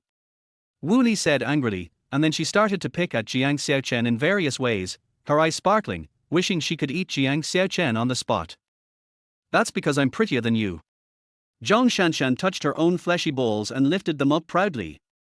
Suddenly, Wu Lian's face turned red, and the other women also laughed secretly. Jiang Xiaocheng was extremely surprised. He thought that this woman named Jiang Xiaocheng was too open-minded to actually do such a thing in front of him. At this time, a woman walked in from the door with a smile on her face. She was wearing a purple sweater and a black skirt, holding a white paper cup in her hand, and her lips were painted red, looking sexy and mature.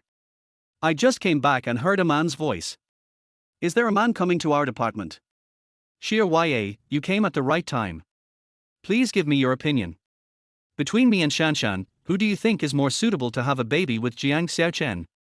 The woman named Xie smiled and looked at Jiang Xiaocheng with a touch of intellectual beauty. I think I am the most suitable one.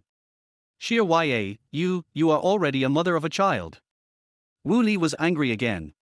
What's wrong with the mother? Men like the mother more, this is a plus point, you don't understand, am I right, Jiang Xiaocheng?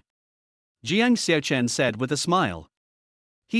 I wonder if you three are too frustrated. If you keep making trouble, I will have to leave. A woman sitting on her desk said, Hello, Xiaocheng. My name is Liu Shi. Hello.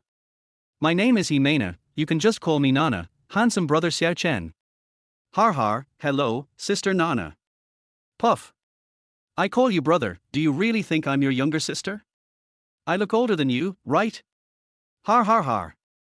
As he spoke, laughter broke out in the office again, and several women were getting more and more excited as they pulled Jiang Xiaocheng. Soon, a man heard the laughter and came over, suddenly standing at the door of the office, and all the women immediately quieted down. This is a fat-looking man wearing a pair of gold-rimmed glasses and a baggy suit, looking shabby. What are you doing? What are you doing? You're complaining during work hours. You don't want to work anymore, right? Hey, Mr. Zhao, didn't you come to our department just now?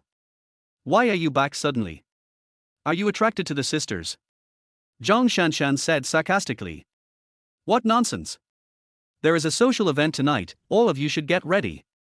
It is a big client, don't say you are not feeling well when you are drinking, and just leave if you don't want to work. Mr. Zhao, you can't say that. Every time there is a company entertainment, we are the ones accompanying the clients. We are always the ones standing in the front. We have worked hard for a year or two. What's wrong if I can't drink because I have my period? Did you two have your period together?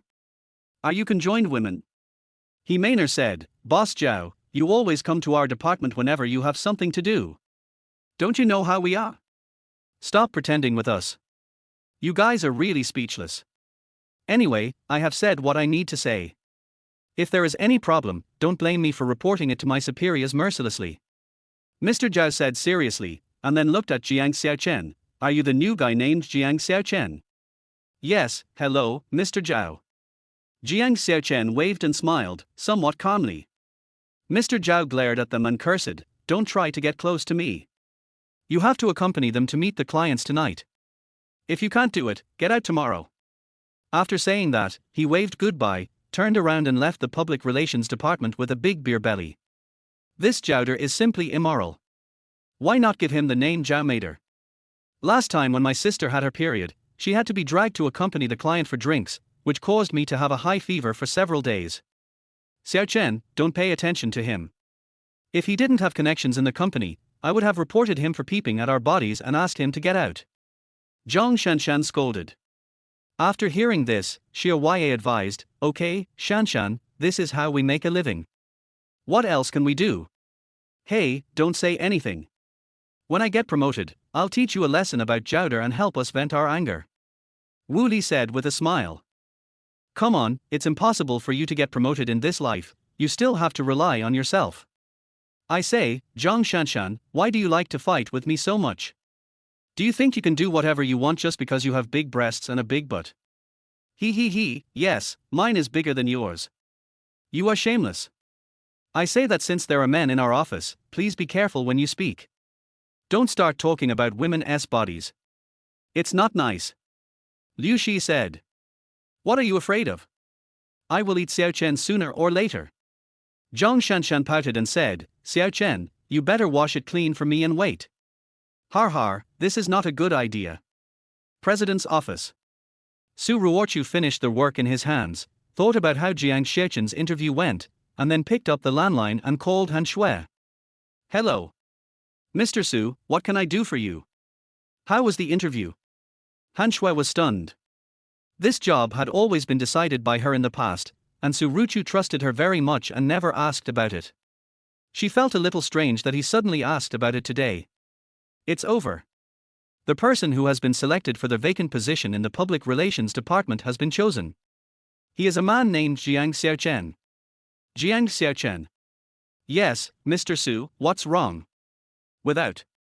Su Group has always been strict in recruiting, and Han Shui is the person she trusts the most. Her ability is unquestionable. How could she choose Jiang Xiaocheng, that rustic guy? Mr. Su, this guy named Jiang Xiaocheng is a good candidate. He speaks multiple languages and has unique ideas. It won't be a problem to choose him. Does he speak multiple languages? Yes, he answered all the questions in 7 languages on the exam. Su Ruochu frowned slightly and said, I understand, bring his test paper and resume here for me to see.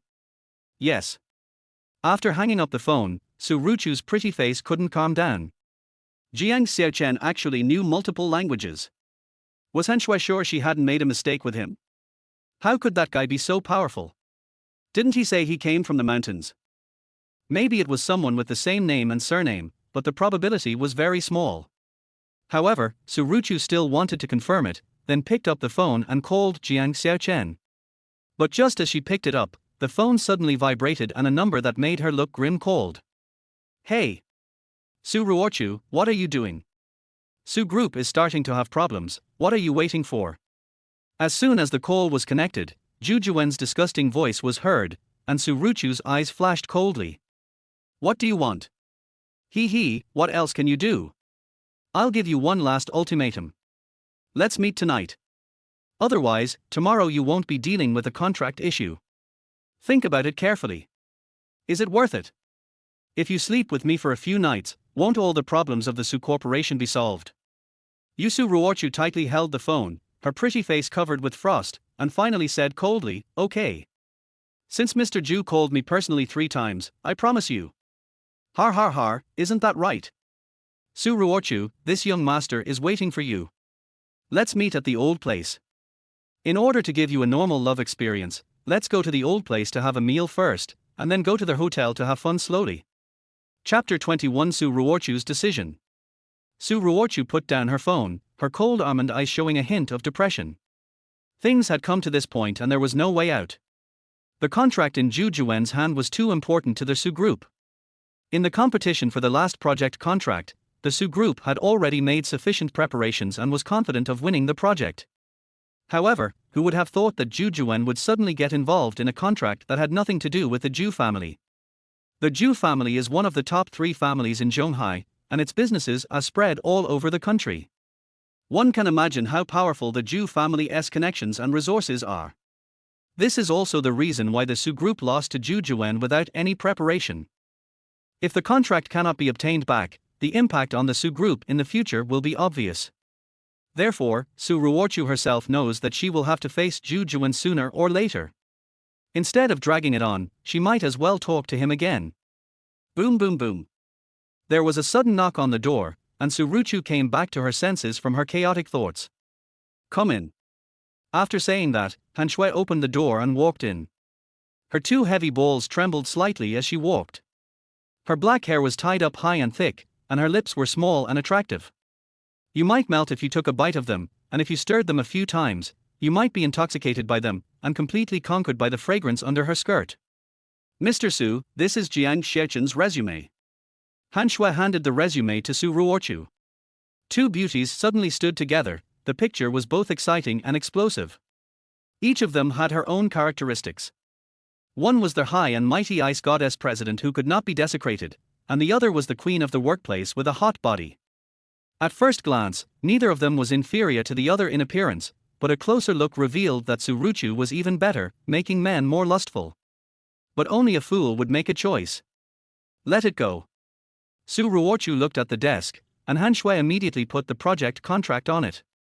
Just as she turned around and was about to leave, she suddenly stopped and looked at Su Ruochu again and said, Mr. Su, you seem to have something on your mind. For Su Ruochu, Han Shui was not only her employee, but also her best friend. If it were any other employee, they would not dare to ask too much, and would not dare to say anything even if they really saw that something was wrong with her. But Han Shui was an exception.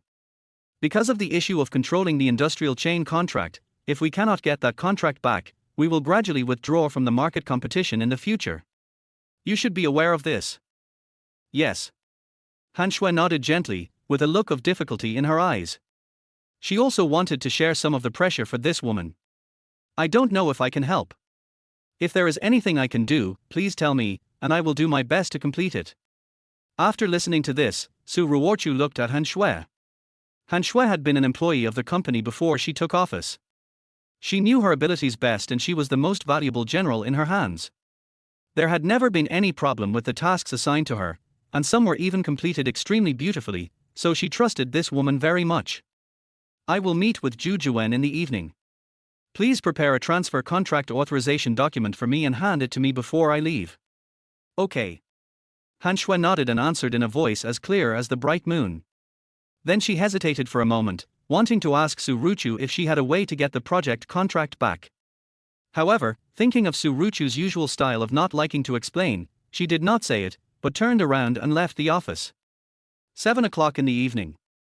After spending a day in the public relations department, Jiang Xiaocheng felt an unprecedented tide of women, one wave after another.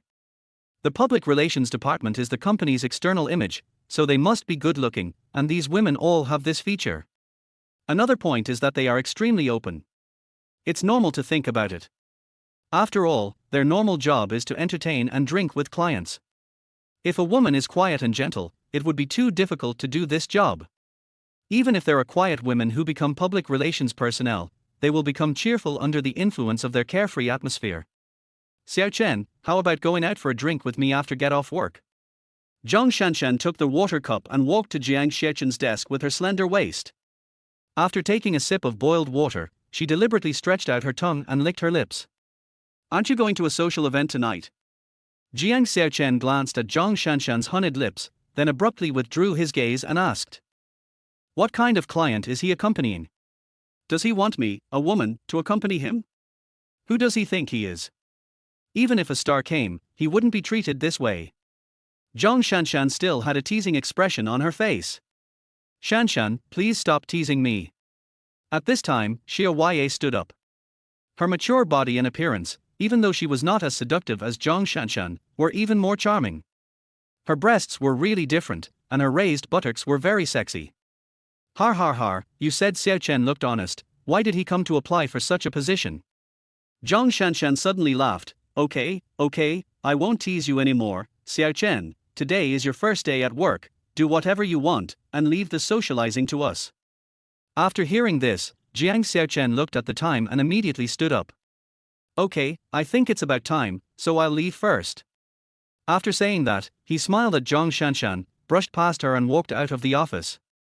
Hey, look at him, he really leaves when he says he's leaving, this guy is really not polite at all. It was almost time to get off work, and Jiang Xiaocheng was rushing to the underground garage to wait for Su Ruochu. If he was late, he would have to take a taxi back. The Su group is some distance away from Jingyuan district, and a taxi back would cost at least 100 yuan. Since someone was going back the same way, he didn't want to waste that money. Since the public relations department doesn't need him for social events, there's no point in him going. As a newcomer, he can only be officially accepted like Jiang Xiaocheng, Xie Ye and the others after training. As for why Jiaoder asked him to go, it goes without saying that he was definitely asked to go there to learn. Thinking about it, that would be too boring, so I might as well listen to Jiang Xiaocheng and leave when it's time to get off work. They arrived at the underground garage. There were many people there during the getting off work hour. In order to avoid being discovered, Jiang Xiaocheng found a piece of wire to open Su Ruochu's car door, then sat in it and waited for the woman to get out. About a minute later, a familiar figure walked towards the car. With a plump body and a peerless cold and pretty face, it was none other than Su Ruochu. As soon as Su Ruochu arrived, she opened the car door. When she was about to get in, she saw Jiang Xiaocheng sitting on the passenger seat, and her delicate body trembled violently. Jiang Xiaocheng. Are you looking for death? Why are you scaring people in the middle of the night? Get out of my car right now. No, I want to take your car back. Jiang Xiaocheng said while playing Fruit Connect. You.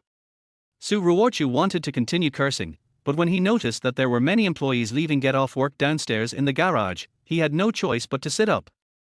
But after closing the car door, she quickly looked at the man and cursed, I don't care how you got into my car, but don't blame me for not warning you. If you dare to do this again next time, don't blame me for being rude to you.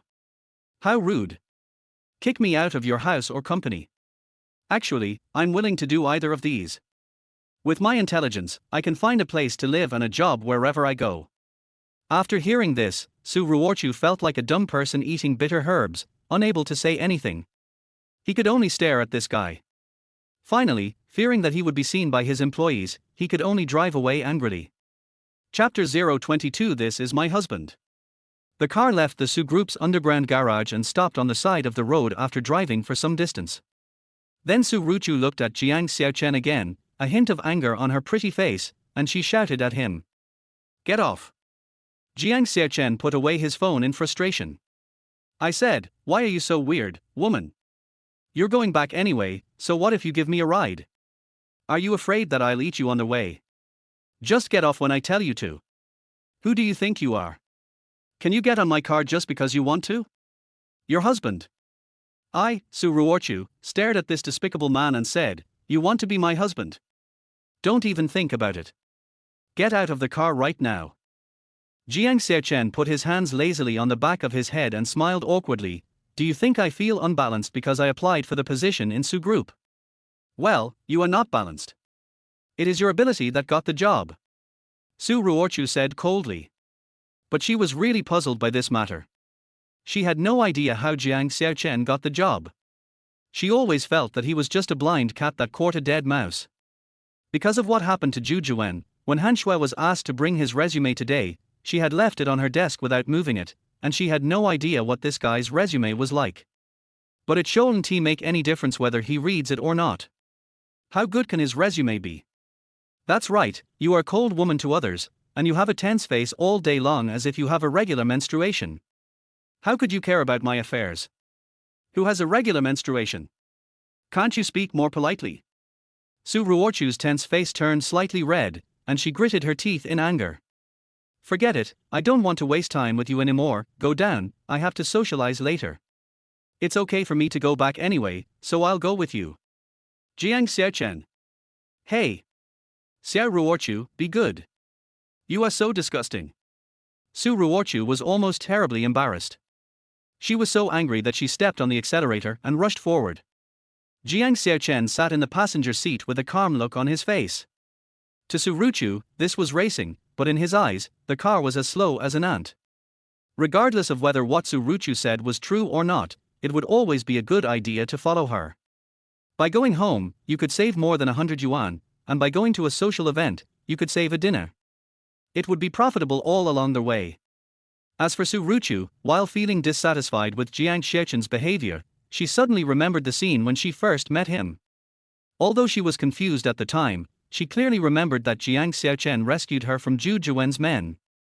She just didn't expect that something like that would happen after he rescued her and brought her back to the hotel.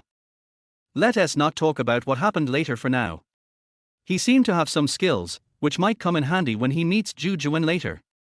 After all, she is just a woman. Thinking of this, she felt a little better.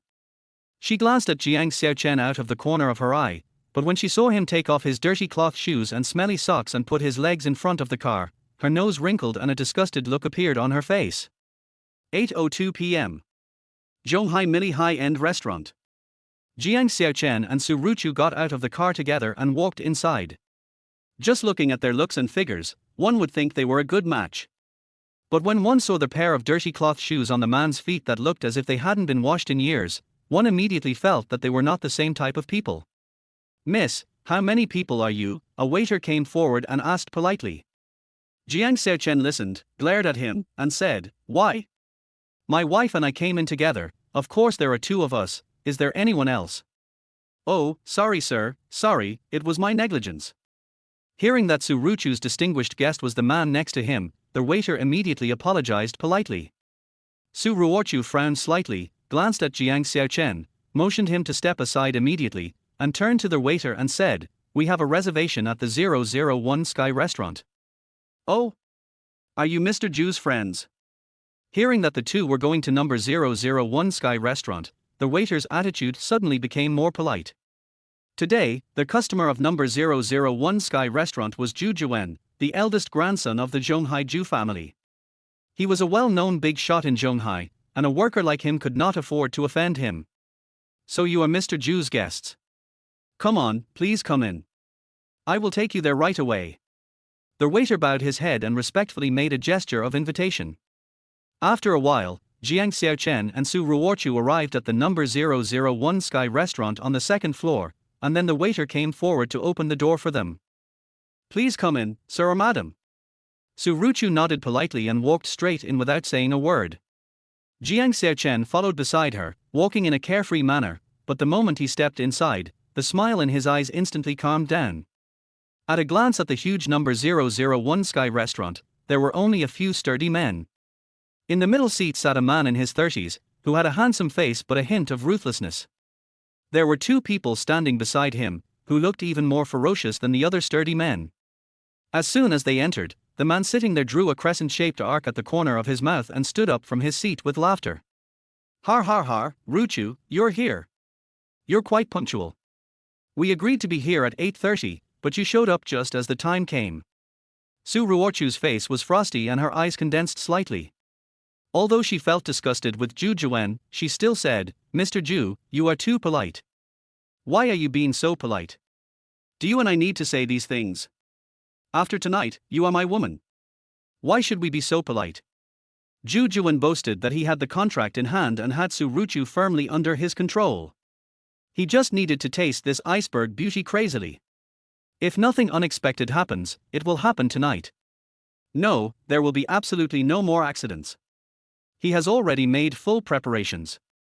Even if Su Ruochu doesn't agree, she will definitely not be able to leave tonight.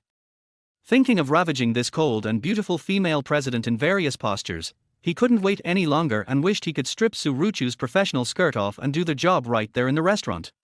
"I came here today for the project contract, I hope Mr. Zhu will not misunderstand me." Su Ruochu replied, then looked at Jiang Xiaocheng, took his arm, "And I am married, this is my husband Jiang Xiaocheng, I hope Mr. Zhu will be careful when speaking." "Are you married? Is this your husband?" Zhu Juen was stunned. He immediately looked over and saw Jiang Xiaocheng wearing street clothes and a pair of cloth shoes covered in mud. When he looked at him, he rubbed one foot against the heel of the other foot, as if he was scratching an itch. "Yes, boss, I have indeed married Ruochu, and we have slept together before, and it was really exciting."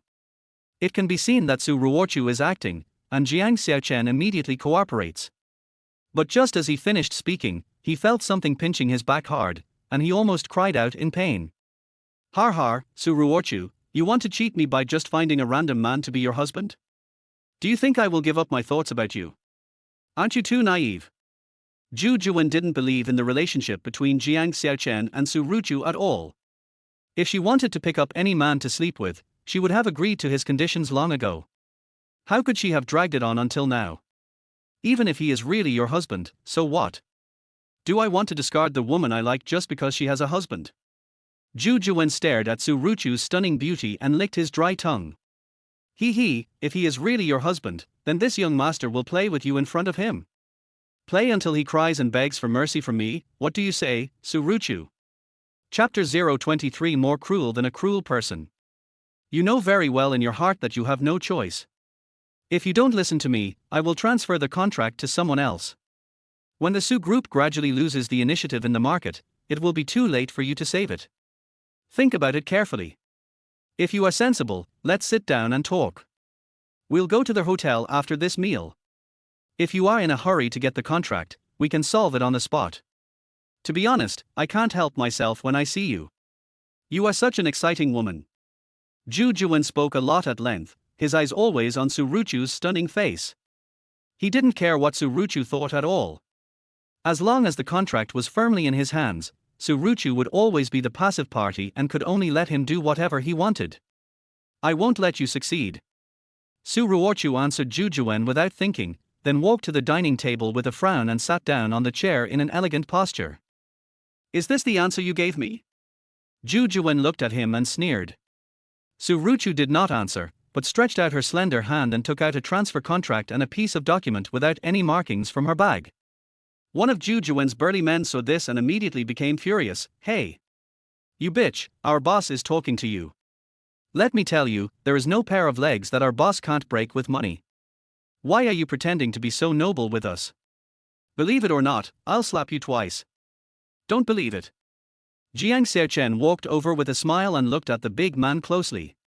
What the hell are you? I think you are just asking for a fight. The big man rolled up his sleeves, revealing 2 long tattoos on his fat arms. This guy did what he said. He stared at Jiang Xiaocheng's face and quickly swung his strong arm into the air. If this slap hit an ordinary person, he would definitely be knocked unconscious. Wild monkey. At this moment, Zhu Juwen suddenly shouted. Boss, why keep this guy alive if you don't want to beat him up? Let me slap him to death. The big man named Yeho looked at Jiang Xiaocheng with disdain. He hadn't beaten anyone for a long time and his hands were itching. Rude, really rude, didn't you see Miss Su was here? Zhu Juwen raised his mouth and looked at Su Ruochu. Even if he was rude, he should be rude to a woman. Wouldn't it be a waste of effort to be rude to a man? Oh, okay, hey, I understand, this is what the boss taught me. The wild monkey immediately understood what Zhu Juwen meant and looked at Su Ruochu greedily. What a stunning beauty, with tender skin, tender face, and I guess everything about her is tender. I will wait until Zhu Juwen gets tired of playing with her and then let him play with her. Just thinking about it makes me excited. Mr. Zhu, I think what you said is wrong. Why can you only be rude to women? Jiang Xiaocheng suddenly smiled and said, you should be gentle to women at the beginning, then be a little rude for a while, then be gentle again, and then be rude again. After several rounds, you can be crazy rude for the last time. I'm talking to you. You are either impotent or short in time. Otherwise, how can you not understand these things? Zhu Juwen sneered, boy, I'm telling you, don't you understand the situation? Do you know who I am? A man suffering from impotence. You? Zhu Juwen's face turned dark instantly. When the wild monkey saw this, it immediately rushed to Jiang Xiaocheng. Its aura did not look like a monkey as its name suggested, but more like a reckless rhinoceros. Boy, my boss's time is a little short, but he is not impotent. If you don't know how to speak, don't say anything. Be careful or I will kill you. Well. Jiang Xiaocheng wanted to say something, but then he thought better of it, because the stupid monkey's words didn't seem to offend him. Thinking about it, he looked at Zhu Juwen. At this moment, this guy's face was full of black lines, veins bulged on his temples, and he was full of murderous intent. Boss, this guy is so arrogant, just let me kill him. Kill your father, you stupid monkey. If it weren't for the fact that you are a good fighter, I would have had someone kill you a long time ago. Boss, back off. Yes. Har, Mr. Zhu, he just told the truth, why scold him? But I advise you not to do these fancy things, it's useless no matter how much you do. Jiang Xiaocheng laughed and pointed at himself, saying, "Except for me, no one else can touch my wife, and I am the only one who can have sex with her. Boy, you are so brave that you dare to snatch a woman from me. Wait until I'm done with Su Ruochu and see how I'll deal with you." Zhu Juwen was extremely furious, but in order not to expose his impotence, he could only temporarily stop talking to Jiang Xiaocheng. Instead, he pretended to be calm and sat aside, facing Su Ruochu, the woman. Seeing that he was scared, Jiang Xiaocheng also sat down casually, then smiled at Su Ruochu. "Wife, look, isn't this solved? The key to defeating a ruthless person is that you have to be more ruthless than this ruthless person. Don't talk to me," Su Ruochu said coldly, without even looking at Jiang Xiaocheng, sitting on the chair like an iceberg full of cold air. "What's wrong? Why are you suddenly angry? Weren't you fine just now?" "Huh? Honey, your ears are red." "Shut up," Su Ruochu scolded again. She was completely speechless about this man. He was so outspoken and dared to say anything. How could she get involved with such a man, and not be so bewildered as to bring him to such a place? Jiang Xiaocheng looked puzzled, but he could only listen to her and sit quietly aside.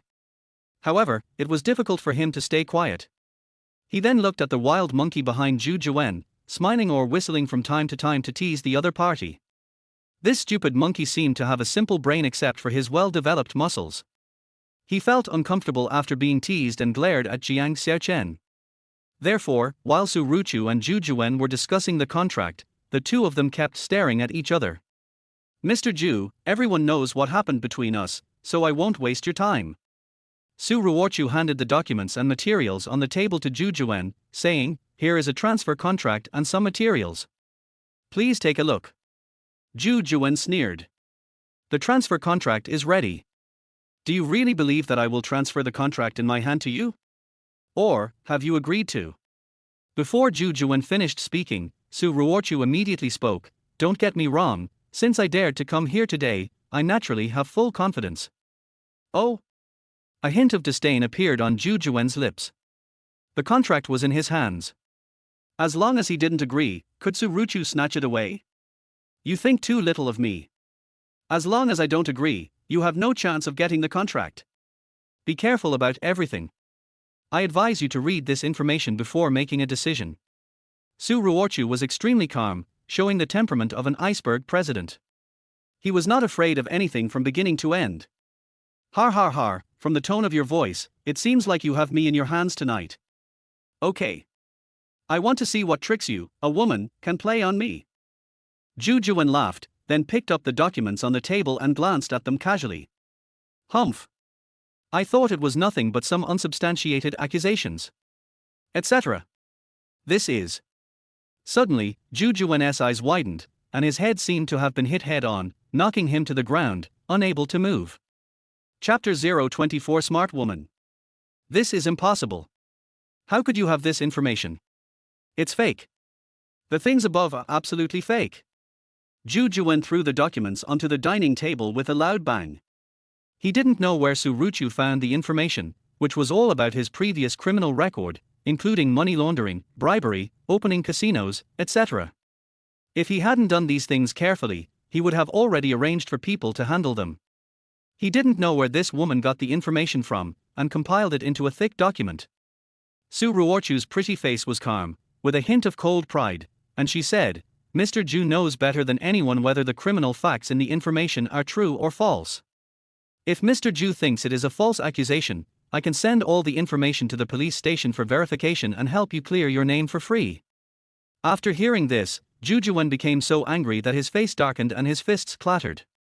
Su Ruochu suddenly played this trick on him, disrupting all his plans. "Maybe other people can't do anything to you when you do these things, but don't forget that I, Su Ruochu, am not the so-called other people. As long as I want, your affairs will be made public in front of the public." Su Ruochu said again calmly. Zhu Juwen stared at her. "You really put in a lot of effort to get the project contract back. Su Ruochu, I don't understand. What's wrong with being with me?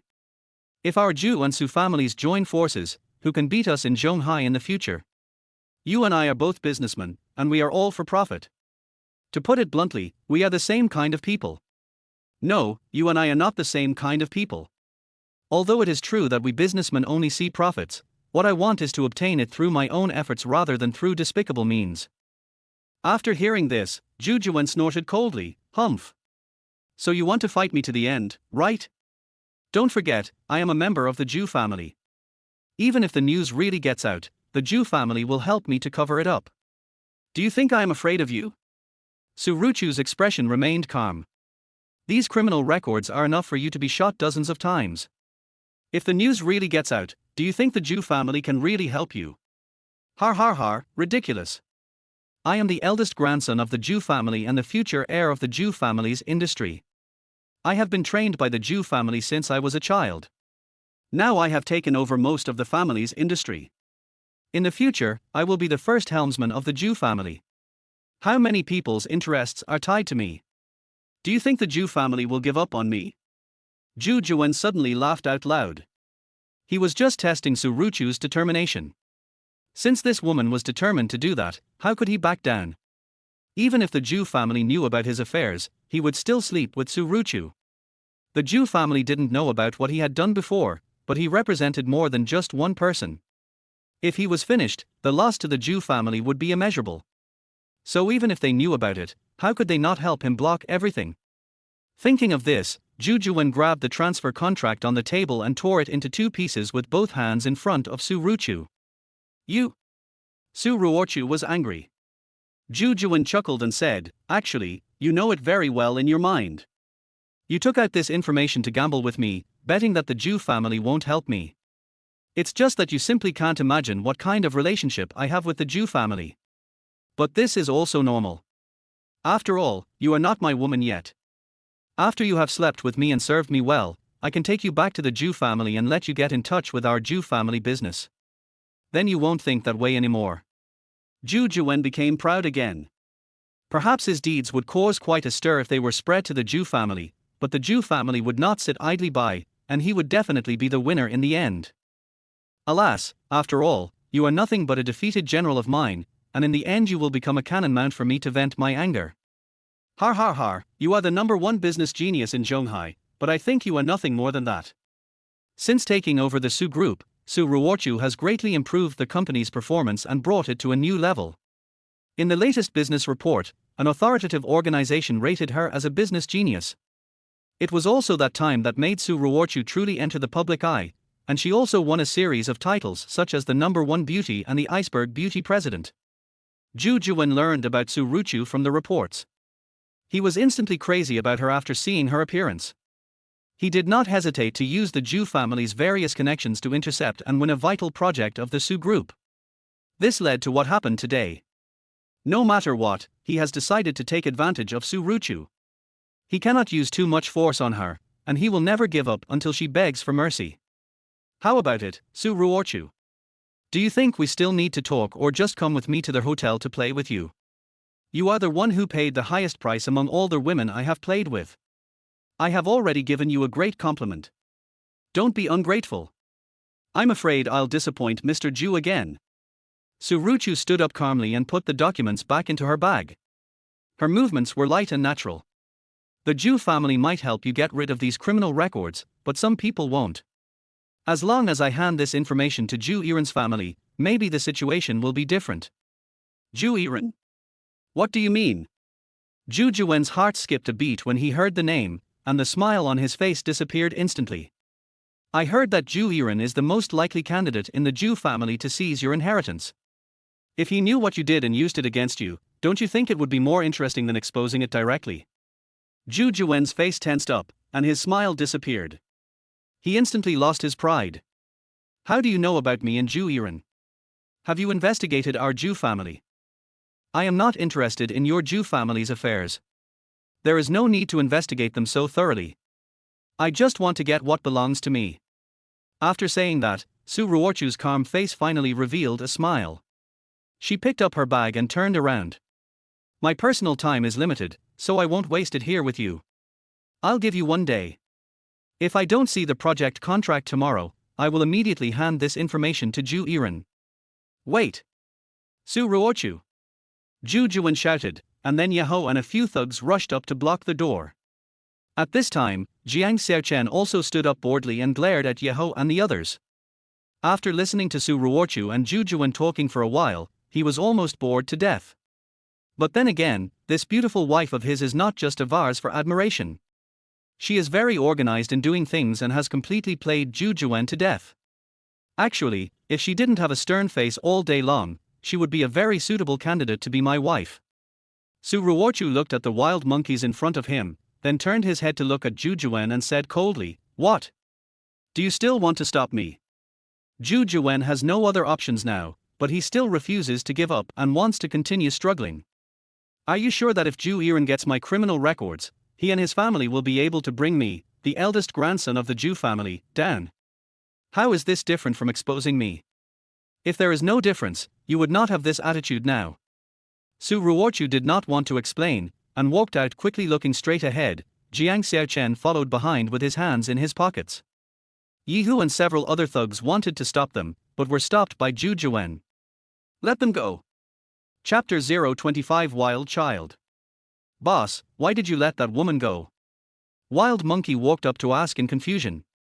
Su Ruochu was a woman who excited him in every aspect. If it weren't for Zhu Juwen, he would never have been able to play with this type of woman in his entire life. When he left like this, all his previous fantasies were shattered. Know what? Zhu Juwen was already very unhappy, and when the wild monkey said that, he immediately frowned and started cursing at him. "How could I not know? She is just a woman. As long as the boss gave the order, I would have taken off her pants and let the brothers admire her beauty. Har har har, brother monkey, we really want to feast our eyes too, so we're leaving it to you. Yes, yes, the boss and monkey brother are eating the meat, but don't forget to drink the soup with us brothers." After hearing this, the wild monkey laughed out loud. "Har har har, that's right, wait until the boss is done playing, give it to me, and I and my brothers will play with her for several days and nights." Wild Monkey was chatting with a few thugs, drooling so much that he didn't notice Zhu Juwen's gloomy expression. Suddenly, Zhu Juwen angrily stretched out his hand and slapped the wild monkey on the head. "I said, you stupid monkey, is your head full of shit? If that woman tells Zhu Yiren what I did before, I will be in trouble. How can you guys still laugh? Then boss, you shouldn't have let her go just now, you should have let us strip her. Peep, pep, pep. One day in your life, you will die under a woman's skirt. If I dare to touch her today, there will be no discussion. With your IQ, I really don't understand how you have survived to this day." Zhu Juwen was so angry that he sat on the chair, picked up a lighter, lit a cigarette, and then smashed the lighter to the ground. "Damn it! This woman is really brave, actually playing this trick on me." Seeing Zhu Juwen so angry, no matter how dumb the wild monkey was, he could not help but see it. He nodded his fat and stupid head and asked, "In that case, boss, do you really want to give her the contract?" Zhu Juwen glanced over and said, "Then what else can you do? Let your pig brain fight with her." "Hey, boss, you are kidding me, how can you beat me?" The fat on Yeho's face moved, and he smiled awkwardly. "Actually, that's not what I meant. I just think letting her go is too easy for her." Zhu Juwen was silent for a while, exhaled a puff of smoke, and showed a sinister smile. "Do you think I am that kind of person? When will the woman I am eyeing escape from my hands? Wait, I must get this woman. I see. Har har har, the boss is worthy of having planned everything well. It seems that I still have a chance to play with her. If the boss has any instructions, just tell me. I, Yeho, will do whatever it takes. It is my duty. Yes, it's my duty. Humph. What the hell is this uneducated person learning idioms from others? There is no rush to deal with Su Ruochu. Before that, find me a woman to calm down." The wild monkey smiled and said, "Hey, boss, you were just talking about me. Are you going to find another woman to play with? I have one here. I'll call you over right away." Su Ruochu's cold figure walked out of the Murray restaurant. The customers and waiters downstairs all stared at her when they saw such a stunning woman, and the men were almost stunned. She has a slender figure, long hair tied up high, and a pretty face that would make anyone feel ashamed of themselves. When she walked through the restaurant, she always looked straight ahead, never looking at any other place or anyone. Her expression was as cold and clear as the bright white moon. When men saw her, they could not help but imagine what her expression would be like when she was doing that kind of thing. Jiang Xiaocheng followed behind her with a frivolous look on his face, which seemed to spoil the mood. If the waiter hadn't known that he and Su Ruochu knew each other, he would have thought that a lecher was stalking a beautiful woman and would have stepped forward to warn him. Soon, the two left the Marais restaurant and returned to the car. During this period, Su Ruochu said nothing and didn't say a word to Jiang Xiaocheng. Jiang Xiaocheng was puzzled. He didn't seem to have done anything, so why was he angry? Back in the car, Jiang Xiaocheng sat in the passenger seat, looked at her flawless face, and said, "Wife, what's wrong with you? That guy is scared, why are you not happy?" Zhu Juan let them go, which meant that he didn't have the confidence to continue challenging Su Ruochu. The situation took a 180-degree turn, and he had no choice even if he didn't want to give the project contract. "What does my business have to do with you?" Su Ruochu looked at Jiang Xiaocheng with a cold face, so cold that it made people shiver. "Okay, this is your business and has nothing to do with me, but you can at least tell me why you are angry, right?" Jiang Xiaocheng shrugged and continued to ask. "Why should I tell you? Do you think you are really my husband? Don't forget, you are only temporary. I can tell you, Jiang Xiaocheng, I don't like talking to you, I don't like hearing your voice, I don't like seeing you, and I don't like you getting close to me." Su Ruochu's expression suddenly changed, and a hint of beautiful anger appeared on her cold and pretty face. "Even if you don't like it, you should send me back, but you let me live in your house." Jiang Xiaocheng said helplessly, if he had known, he would not have come, and he wanted to have a meal, but the meal was not served and the work was over, wasting the time playing games. "It's my grandfather, not me. Jiang Xiaocheng. Don't you understand? I hate you, you uneducated guy. You are a wild child without a father or a mother. I hate you and don't want to see you again. You." The smile on Jiang Xiaocheng's face gradually disappeared, and his eyes froze slightly. When Su Ruochu saw it, she immediately realized that she had said something she shouldn't have said. She was just angry for the moment and didn't mean to look down on children without parents. She just wanted to scold this bastard to wake him up. "Yes, I look down on you. If you don't change yourself, I will always look down on you." "Okay, I understand." Jiang Xiaocheng's tone calmed down, then he opened the car door and got out. Seeing his sudden change, Su Ruochu hesitated slightly and looked at him out of the corner of his eye. Jiang Xiaocheng got off the car, leaving behind a dim back and walking away without looking back. I don't know what expression he had on his face at the moment. Did I just say something a bit too much? I just wanted him to change, so I said that. I didn't mean anything else. Humph. Anyway, he is thick-skinned, so it will be fine. Thinking of this, Su Ruochu stepped on the accelerator and left. Jiang Xiaocheng walked on the street and silently lit a cigarette. The thick smoke was a bit choking, but to him it was like a pill. Every wisp of smoke was healing the invisible light deep in his heart. Alas, I followed him for most of the day and didn't he even have a bite to eat. In the end, I still had to waste more than 100 yuan to take a taxi back. Chapter 026. There are many unexpected places. The night view of the city is charming, with neon lights flashing and vehicles shuttling through it, creating a hustle and bustle that is different from the hustle and bustle of the mountains.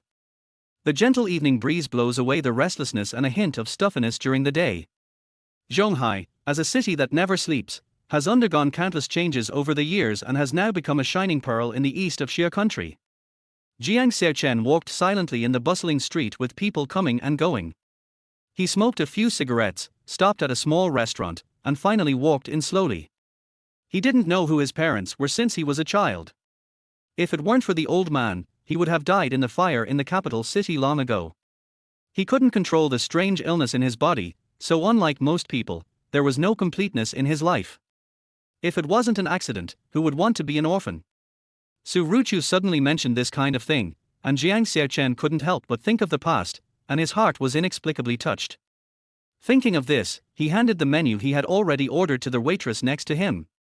The waitress was curious why he took so long to order. She took a look at him and was stunned for a moment. "Handsome guy, I see you are alone. Are you sure you want to order so much?" The menu listed 2 large servings of dumplings, 3 large baskets of xiaolong babo, 2 large bowls of beef ramen, and a can of jiaduobao. Not to mention the can of jiaduobao, the staple food alone is not enough for a normal person to eat.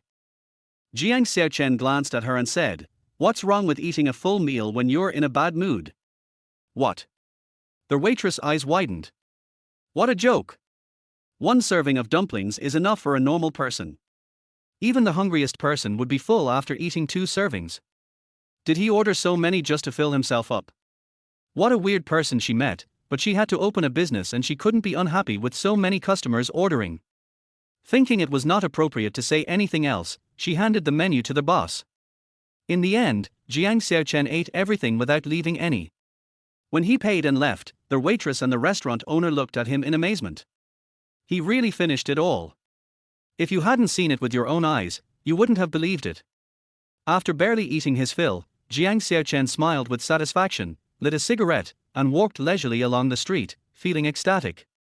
His eyes were always on the women on the street who were dressed openly, with their long white legs, perky buttocks and big breasts. They walked unsteadily, as if calling to the men on the side of the road, "Come on, come quickly, come and touch me." While Jiang Xiaocheng was watching them, he would occasionally see 1 or 2 women covering their mouths and laughing secretly. Of course, there were also those who frowned and cursed, just short of slapping him in the face. But Jiang Xiaocheng was enjoying it and didn't care what they thought. Wasn't it just for men to see when she went out in such revealing clothes? Could it be to create friction with the air? So, he looked at it however he wanted, left and right, up and down, and he enjoyed it very much. Bar. Loser. Several hot girls wearing all branded clothes walked past Jiang Xiaocheng. When they noticed his look, they immediately cursed him with contempt. "Miss, how can you say Jiaxi if you haven't even seen it? Maybe it's not Sai, but super big." Jiang Xiaocheng was holding a cigarette with a happy face. After he finished speaking, several women's faces turned red, and they cursed Jiang Xiaocheng in their hearts for being shameless. Jiaxi is just an adjective, and this guy looked like a country boy, but he actually broke the word into parts to understand it. Not only is he a loser, he's also uncultured. At this time, a modified Mercedes-Benz drove over from not far away, and its luxurious appearance immediately attracted everyone's attention. The car looks like a Maybach, but it is longer than a Maybach. Even its materials are completely different from those of ordinary Mercedes-Benz cars. This car uses special bulletproof and fireproof materials that almost cover the entire body of the car. You can tell at a glance that the person in the car is not an ordinary person. Strangely, the car stopped next to Jiang Xiaocheng. As the car door opened, a fragrance gushed out, and then a stunningly beautiful woman in a white patterned cheongsam sat elegantly in the back seat of the car. The long legs in flesh-colored underwear were pressed on top of the other long legs, covering the area between the legs, making her look even more charming. Her slender hands were holding a red wine glass with 1/3 of red wine poured into it. The aroma of the wine mixed with the rose scent on her body, rushing out from the car with a strong impact. "It's you." Jiang Xiaocheng's eyes narrowed. The woman in front of him was Qin Yueru, whom he had met a few days ago. Compared with the previous few days, this woman looked more charming and energetic, and the light in her eyes was clear and attractive. Qin Yueru supported her chin with her slender white hands, looked at Jiang Xiaocheng, raised her eyebrows and smiled. She had been watching Mr. Jiang on the street for quite a while. She wondered if he wanted to try a different taste. "I don't really want to, but for my 7 million, I can barely take a look." Jiang Xiaocheng curled his lips, sat down next to Qin Yueru, and then slowly closed the car door. When the women who had just called Jiang Xiaocheng a loser saw this scene, they were stunned. It turned out that the man was a rich second generation. "Miss Qin, are you here to give me 7 million? Jiang Xiaocheng glanced at Qin Yueru's towering chest and sighed deeply. Qin Yueru noticed his eyes. She didn't seem angry but rather excited. "It depends on whether you have the ability to get it. You are such a scoundrel, you don't look like you need the 7 million. Jiang Xiaocheng said helplessly, then grabbed the red wine on the table and poured it directly to his mouth. Qin Yueru was slightly surprised, not because Jiang Xiaocheng drank the bottle of red wine worth 100,000 yuan, but because his rough drinking style did not show the airs of a miracle doctor. "Miss Qin, don't look at me. I'm really not arrogant. I do whatever I want to do and I don't restrain myself." Jiang Xiaocheng put down the red wine and burped loudly. "Do you know what I'm thinking?" Qin Yueru's mature face showed surprise. Otherwise, how could you be so bored that you sat in the car and observed me for more than 10 minutes before showing up? Qin Yueru was stunned again. It turns out that you already knew that I was watching you, Mr. Jiang, from a distance. You are really a man who surprised me. There are many things that will surprise you. For example, Jiang Xiaocheng patted his lower abdomen. Qin Yu subconsciously looked at that place, and her pretty face suddenly turned slightly pink, and she muttered, "This guy. Tell me, Miss Qin, what exactly do you want to talk to me about?" Jiang Xiaocheng finished the red wine in a few gulps, but this was not enough for him. Qin Yueru put down her red wine glass, looked out the car window, and charmingly pushed her long black hair behind her ears, then raised the corners of her mouth slightly to reveal a charming smile. "I'm lonely and want to find someone to accompany me. If Mr. Jiang doesn't want me, I can find another man." Chapter 27 Minister Jiang. Zhonghai Erapi Bar. Everywhere there are young people who are letting their hair down, full of passion and drinking loudly. Some of them are working people, some are students, and some are white-collar workers who come out to drink to vent their emotions after a day of work. Of course, there are also men and women who are looking for prey and plan to have a passionate night. Among these people, a stunningly beautiful young lady was particularly eye-catching and attracted countless people's attention from the moment she appeared. Their high-tied black hair falls like a waterfall to her slender waist, her skin is white, smooth and tender, and it seems as if it could be blown away. Their white satin cheongsam is soft and lustrous, tightly wrapping her exquisite body, with slits on both sides revealing two flesh-colored long legs, dazzling under the flickering lights. Many men were dazzled and salivating, wishing they could tear open the cheongsam to see the beauty inside and absorb the coconut breeze and sea dew. The woman was top-notch in terms of temperament, figure and dress, but what was particularly surprising was that the man next to her dressed in a rustic style and had no gentlemanly manners at all. This also made many handsome men who were dressed in expensive and fashionable clothes start to think about how to approach them and poach them. "Hi. Cute waitress, give me a glass of wine. The lady next to me pays, thank you." As soon as Jiang Xiaocheng sat down, he smiled at the waitress in maid clothes in front of the bar, and the first thing he said was that Qin Yueru would pay, and his face looked thicker than anything else. "I want a porn star martini." Qin Yueru whispered, then smiled at this rude man. Since she entered society, many men wanted to treat her to a meal, but Jiang Xiaocheng would try to trick her even if it meant drinking a cocktail. Porn star martini has always been loved by girls. It seems that Miss Qin is a woman who knows how to taste wine.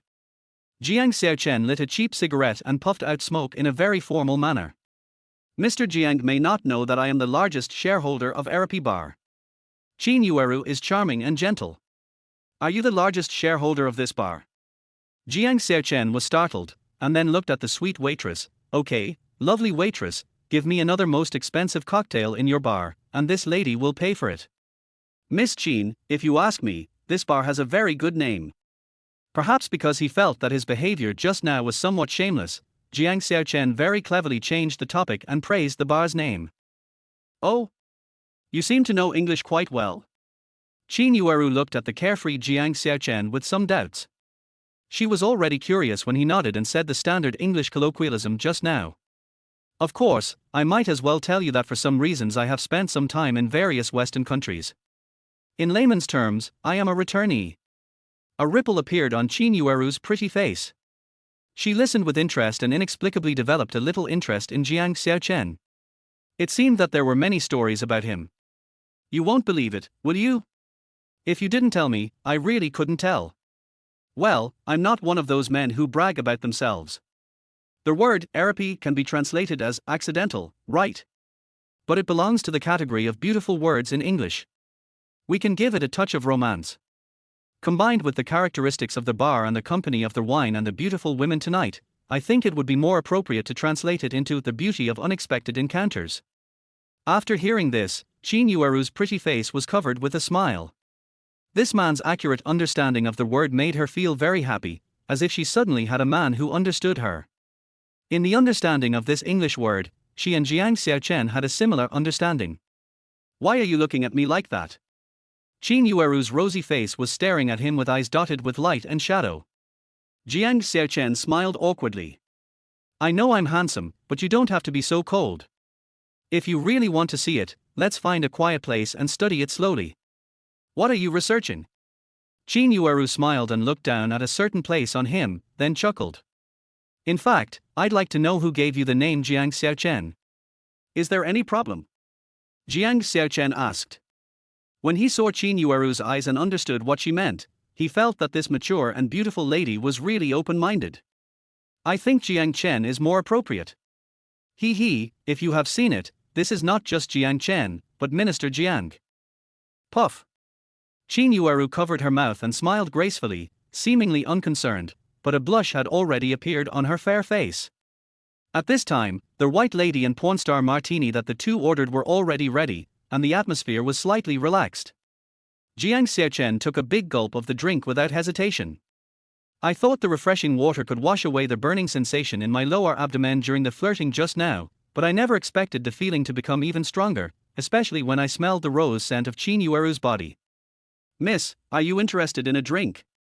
Suddenly, a stylish and exquisite young man from the city came to Qin Yueru, raised a glass of wine to her and smiled slightly. His manners and expression were particularly gentlemanly and comfortable.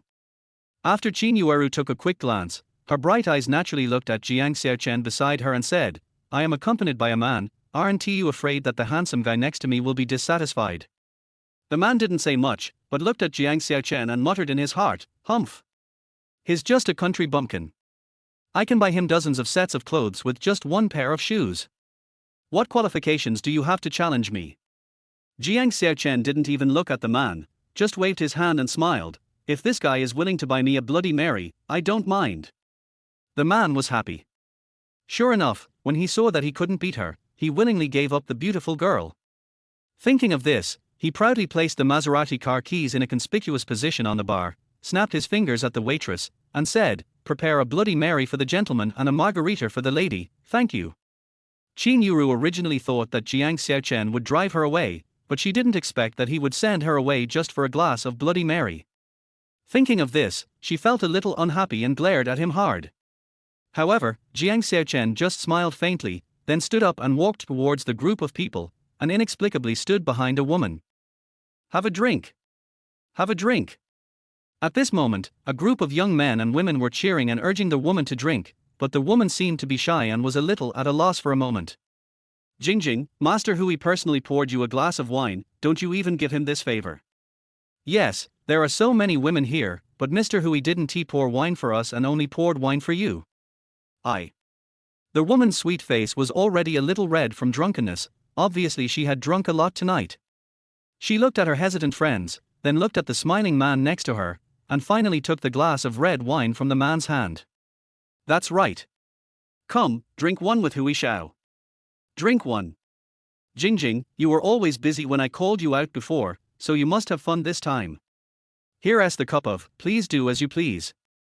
After saying that, the man drank the red wine in the glass.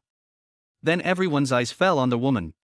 In the end, the woman had no choice but to hold the glass tightly and slowly move it to her mouth. But just as she was about to drink it, a pair of hands suddenly reached out from behind her and tightly grasped her fair and slender hand. Chapter 028 Red Rope Necklace. You are. The woman looked over subconsciously, and when she saw Jiang Xiaocheng, she showed some confusion. Jiang Xiaocheng didn't bother with any of that. He took the wine glass from the woman's hand with a smile, then stretched out his legs, crossed the sofa and sat between the woman and Hui Xiao, and put the wine glass on the table.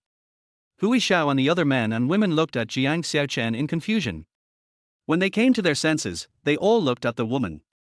One of the women with a face full of makeup said angrily, Shu Jingjing, what do you mean by this? This is a gathering of our old classmates. Who told you to bring a strange man here? The woman named Shu Jingjing looked flustered and hurried to explain, no, I don't know him. Sister Liu Ying is not who you think. After saying that, Hui Xiao, who was standing beside Jiang Xiaocheng, seemed to feel guilty. He stood up from the sofa and said angrily, since we don't know you, where did you come from? Are you looking for a fight? Yes, what do you mean? Liu Ying looked flustered and stood up angrily. The two who had something to hide spoke first, while the others didn't know what was going on. However, when they saw Jiang Xiaocheng, a stranger, suddenly sitting in their seats, they thought he was here to drink and pick up girls, so they stood up angrily. Boy, we don't know you. If you are drunk and come here to drink, we can give you a bottle. If you come here to pick up the girls around us, then we'll have to see if our fists agree. One man had a black face and was furious. The other two men also stood up and stared at Jiang Xiaocheng with angry eyes. If you don't want to be beaten into a pig's head, I advise you to get out of here. We are not to be trifled with. That's right. We have young Master Hui protecting us here. Who do you think you are? Even if you come here to drink for free, why the hell should we give you any? The other two women also pulled Su Jingjing up and brought her to their side.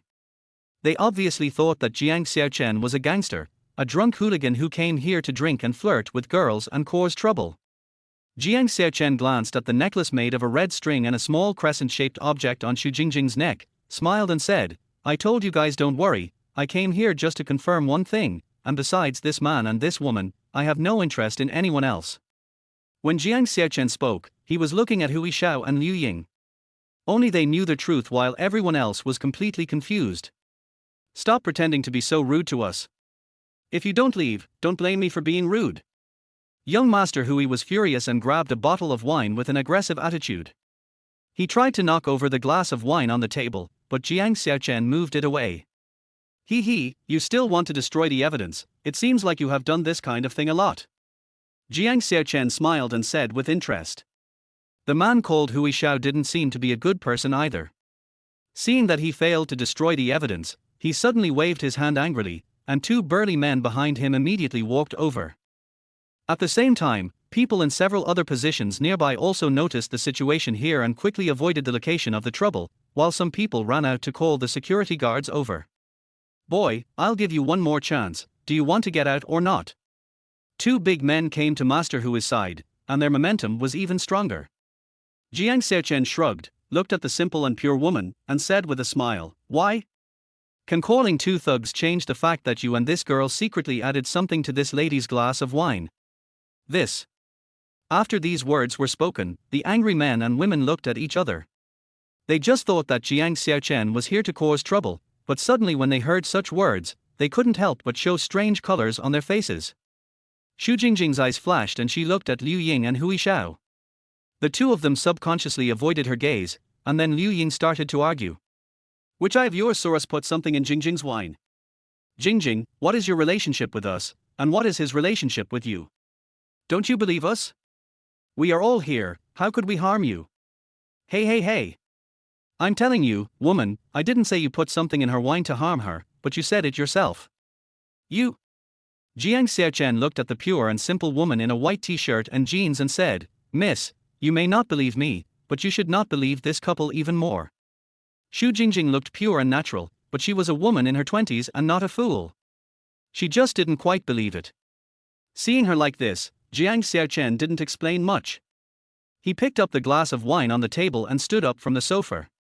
How about this, since this lady and gentleman said the wine is fine, how about you drink it in front of everyone? Why? Who do you think you are? Why should I drink just because you ask me to? Liu Ying was stunned for a moment and then shouted. If you don't drink it, then you have something to hide. What if we drank it? Suddenly, Hui Xiao stared at Jiang Xiaocheng with a cold face, and asked, what do you think will happen if we drink it? Jiang Xiaocheng looked at Master Hui and said, hey, are you really going to drink? Well, I won't do anything nonsense. If I drink and nothing happens, I will kneel down and kowtow 3 times to this gentleman and lady, then pat my butt and get out. Good. Mr. Hui agreed readily and then revealed a smug smile. He drank the glass of wine not to prove his innocence, of course, but just to delay time and wait for the security guards to come, and then they would part ways unhappily and no one would know what happened. That stuff couldn't work that quickly, at least 10 minutes. I just wasted the opportunity to sleep with Su Jingjing tonight, but it was also good that I didn't get to sleep with her but instead dragged Liu Ying to sleep with her. Although sleeping with her often is no longer novel, it can at least quench my thirst. Liu Ying, let's drink it for him to see. Hui Xiao took the wine glass from Jiang Xiaocheng and took a big sip, then handed it to Liu Ying. Mr. Hui, this. Drink it. Yes.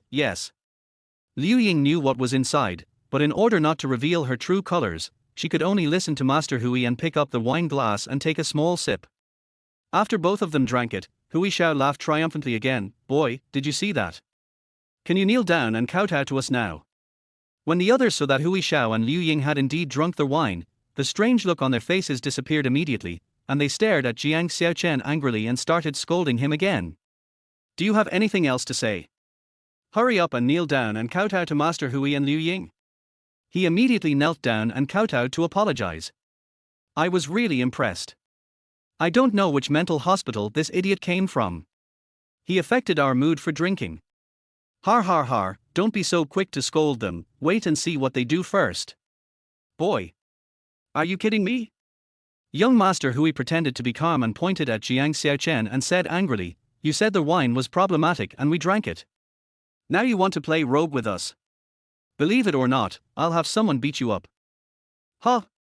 What's going on? Why is it so hot suddenly? As he spoke, Hui Xiao suddenly discovered that something was wrong with his body. This strangeness was extremely strong and far more terrifying than he had imagined. It's impossible. He and Liu Ying only secretly put down a small part. How could the effect be so strong? Thinking of this, Liu Ying at the side suddenly made a numbing sound, and all of a sudden, everyone's eyes were focused on her. Oh shit! Chapter 029, Confusion of Right and Wrong. Liu Ying's screams attracted a large crowd. Soon the group of young men and women in the bar gathered over, and many staff members noticed the situation and moved forward. Come and have a look. Come and have a look. This scumbag just tampered with the wine glass of one of our girls in front of all our classmates. He is simply not a human being. Liu Ying shouted to everyone. The classmates around her were all indignant, except Xu Jingjing, who was shy. She suddenly felt embarrassed when this matter involved her. But Liu Ying and Hui Xiao were teaming up to harm her, so how could they care about her feelings?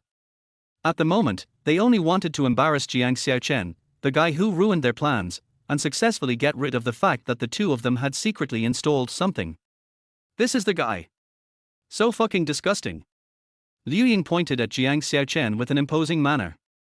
Hui Xiao on the side did not say anything, but he was very happy in his heart. The matter was finally concealed, and a scapegoat was found. He. Letting you ruin my good deeds, aren't you showing off? Don't you want to be a hero and save the beauty? Let's see how you save yourself this time. Alas, there are all kinds of people in this world nowadays. This guy is so shameless. Is this guy crazy? There are a group of people sitting there, but he still runs over to give people things. Isn't this simply seeking death? A man with his brain full of sex can do anything. What an idiot. This guy has a pretty good taste. The person he drugged is pretty, with fair skin and tender skin. The onlookers looked at Jiang Xiaocheng and the others and talked about it. There were all kinds of voices, but most of them were directed at Jiang Xiaocheng alone. Qin Yueru, who was sitting at the bar, frowned slightly as she looked at the helpless Jiang Xiaocheng. She had been staring at this man just now, so she naturally knew that Jiang Xiaocheng was not that kind of person. Miss, I think the gentleman you brought here has some mental problems. The young man next to him also noticed the situation ahead and sneered smugly. Him? Any questions? What do you think? The young man took a sip of wine, his face full of contempt for Jiang Xiaocheng. You gave me such a beautiful woman and then made such a low-level mistake of drugging me. If you don't think you have a problem with your brain, then what is it? Qin Yueru smiled and stared at Jiang Xiaocheng in front of her. Do you really think he is that kind of person? 80 to 90%, this guy looks like a piece of cheap stuff. What else can he do to pick up girls except using such low-level means? The young man smiled faintly and touched his Maserati key. Miss, why don't you come with me tonight? Am I not much better than that guy? Qin Yueru hesitated for a moment, then continued, if you want to take me away so much, then how about we make a bet? If you beat me, I'll be yours tonight. After hearing this, the young man was overjoyed. Har har, what a character. I like it. What are we betting on? I bet there's no problem with the men I bring, and he'll expose their ugly deeds. Har har har, miss, if you want to spend a night with me, just tell me. What's the point of betting on this? The facts are already in front of us. Even if it wasn't him who bet, do you think the woman's accomplices would believe it? Would other people believe it? The young man said proudly, but in order to prevent Qin Yueru from regretting it, he didn't say anything else, but agreed to it. No matter what, I'm betting with you, miss, don't regret it at the end. Qin Yueru remained silent, just looking at Jiang Xiaocheng in front of her with a calm face. The young hunk next to her didn't care what Qin Yueru was doing at all. Instead, he stared at her figure and looks that made men intoxicated, and began to fantasize about the scene with her in the hotel. He, that poor guy really did me a big favor today. If it weren't for him, I really wouldn't have been able to get this peerless beauty. I will have a great feast in the second half of the night. Humph. You lowly, poor bastard. What else do you have to say? Liu Ying's tone was aggressive, and she had no intention of letting Jiang Xiaocheng go. Being stared at by a group of people, Xu Jingjing felt very embarrassed, and then she whispered to Liu Ying, "Sister Liu Ying, I think we should forget it. It's not a big deal that I didn't drink that glass of wine. Everyone has drunk almost enough, so why don't we go? How can we just let this go like this, Jingjing? He is the one who wants to harm you. Are you a bitch yourself? Do you really want him to harm you?" Xu Jingjing's pretty face froze slightly. She was not very happy with what Liu Ying said. In fact, she didn't want to come to such a place today. If she didn't have something to ask Mr. Hui, she would never have agreed to let Mr. Hui and Liu Ying come. "Jingjing, don't worry about it. Liu Ying did a good job. If this kind of scumbag is not taught a lesson, other people will be the victims next time." Hui Xiao pretended to be a good man and explained to Xu Jingjing with a look of eliminating evil and promoting good. "Yes, Jingjing, let us not interfere. No matter what we do tonight, we can't let this guy get away. That's right. After we expose his true identity, we will call the police and have them come and arrest him. We can't let any of these people go." Several classmates around Xu Jingjing followed suit and said that in the current situation, they could no longer distinguish right from wrong and only believed their own people. "Boy, if you have the guts, say something.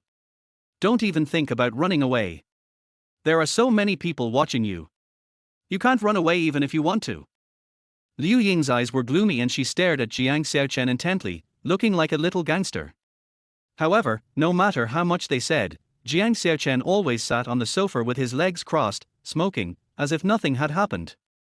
"Don't worry, I never thought of running away. It's just that you and this guy just shouldn't run away for a while." "Humph. Why should we run?" Master Hui snorted coldly, "You were the one who drugged Jingjing. We want to peel off your skin, beat you up and throw you on the street. How dare you frame us? There is no need to deliberately remind everyone that I was the one who tampered with the wine. An overly careful reminder will only expose the truth that you are the real murderer. The facts will never change." Jiang Xiaocheng took the last puff of his cigarette, extinguished it and threw it on the ground, then stood up from the sofa with a smile on his face. Har har har, you are so ridiculous. You still want to quibble at this point. It was obviously you who drugged our people, but you turned around and said that it was our own people who drugged us. You are simply a shameless person. You said I was the one who did it, but where is the evidence? Jiang Xiaocheng asked Liu Ying in return. Evidence? We all saw it, this is the evidence. Liu Ying was very proud. What evidence is needed at this time? The initiative is in their hands. Everyone will only believe them, and it is impossible to believe the man in front of them. Besides you and this boyfriend, I want to ask who else saw it. Jiang Xiaocheng looked at Xu Jingjing and her classmates. They all shook their heads, and then looked at Liu Ying and Hui Xiao. Liu Ying was not worried at all and sneered, "Then what? It's enough for the two of us to see it. What if others didn't see it? Do you have evidence to prove that it wasn't you who did it?" "Certainly." Jiang Xiaocheng answered confidently without even thinking about it. Such a confident statement immediately made Liu Ying and Hui Xiao change their expressions. "What about the evidence?" Jiang Xiaocheng had a playful smile on his face and walked towards Liu Ying. "Don't worry, I'll take it out and show it to you now."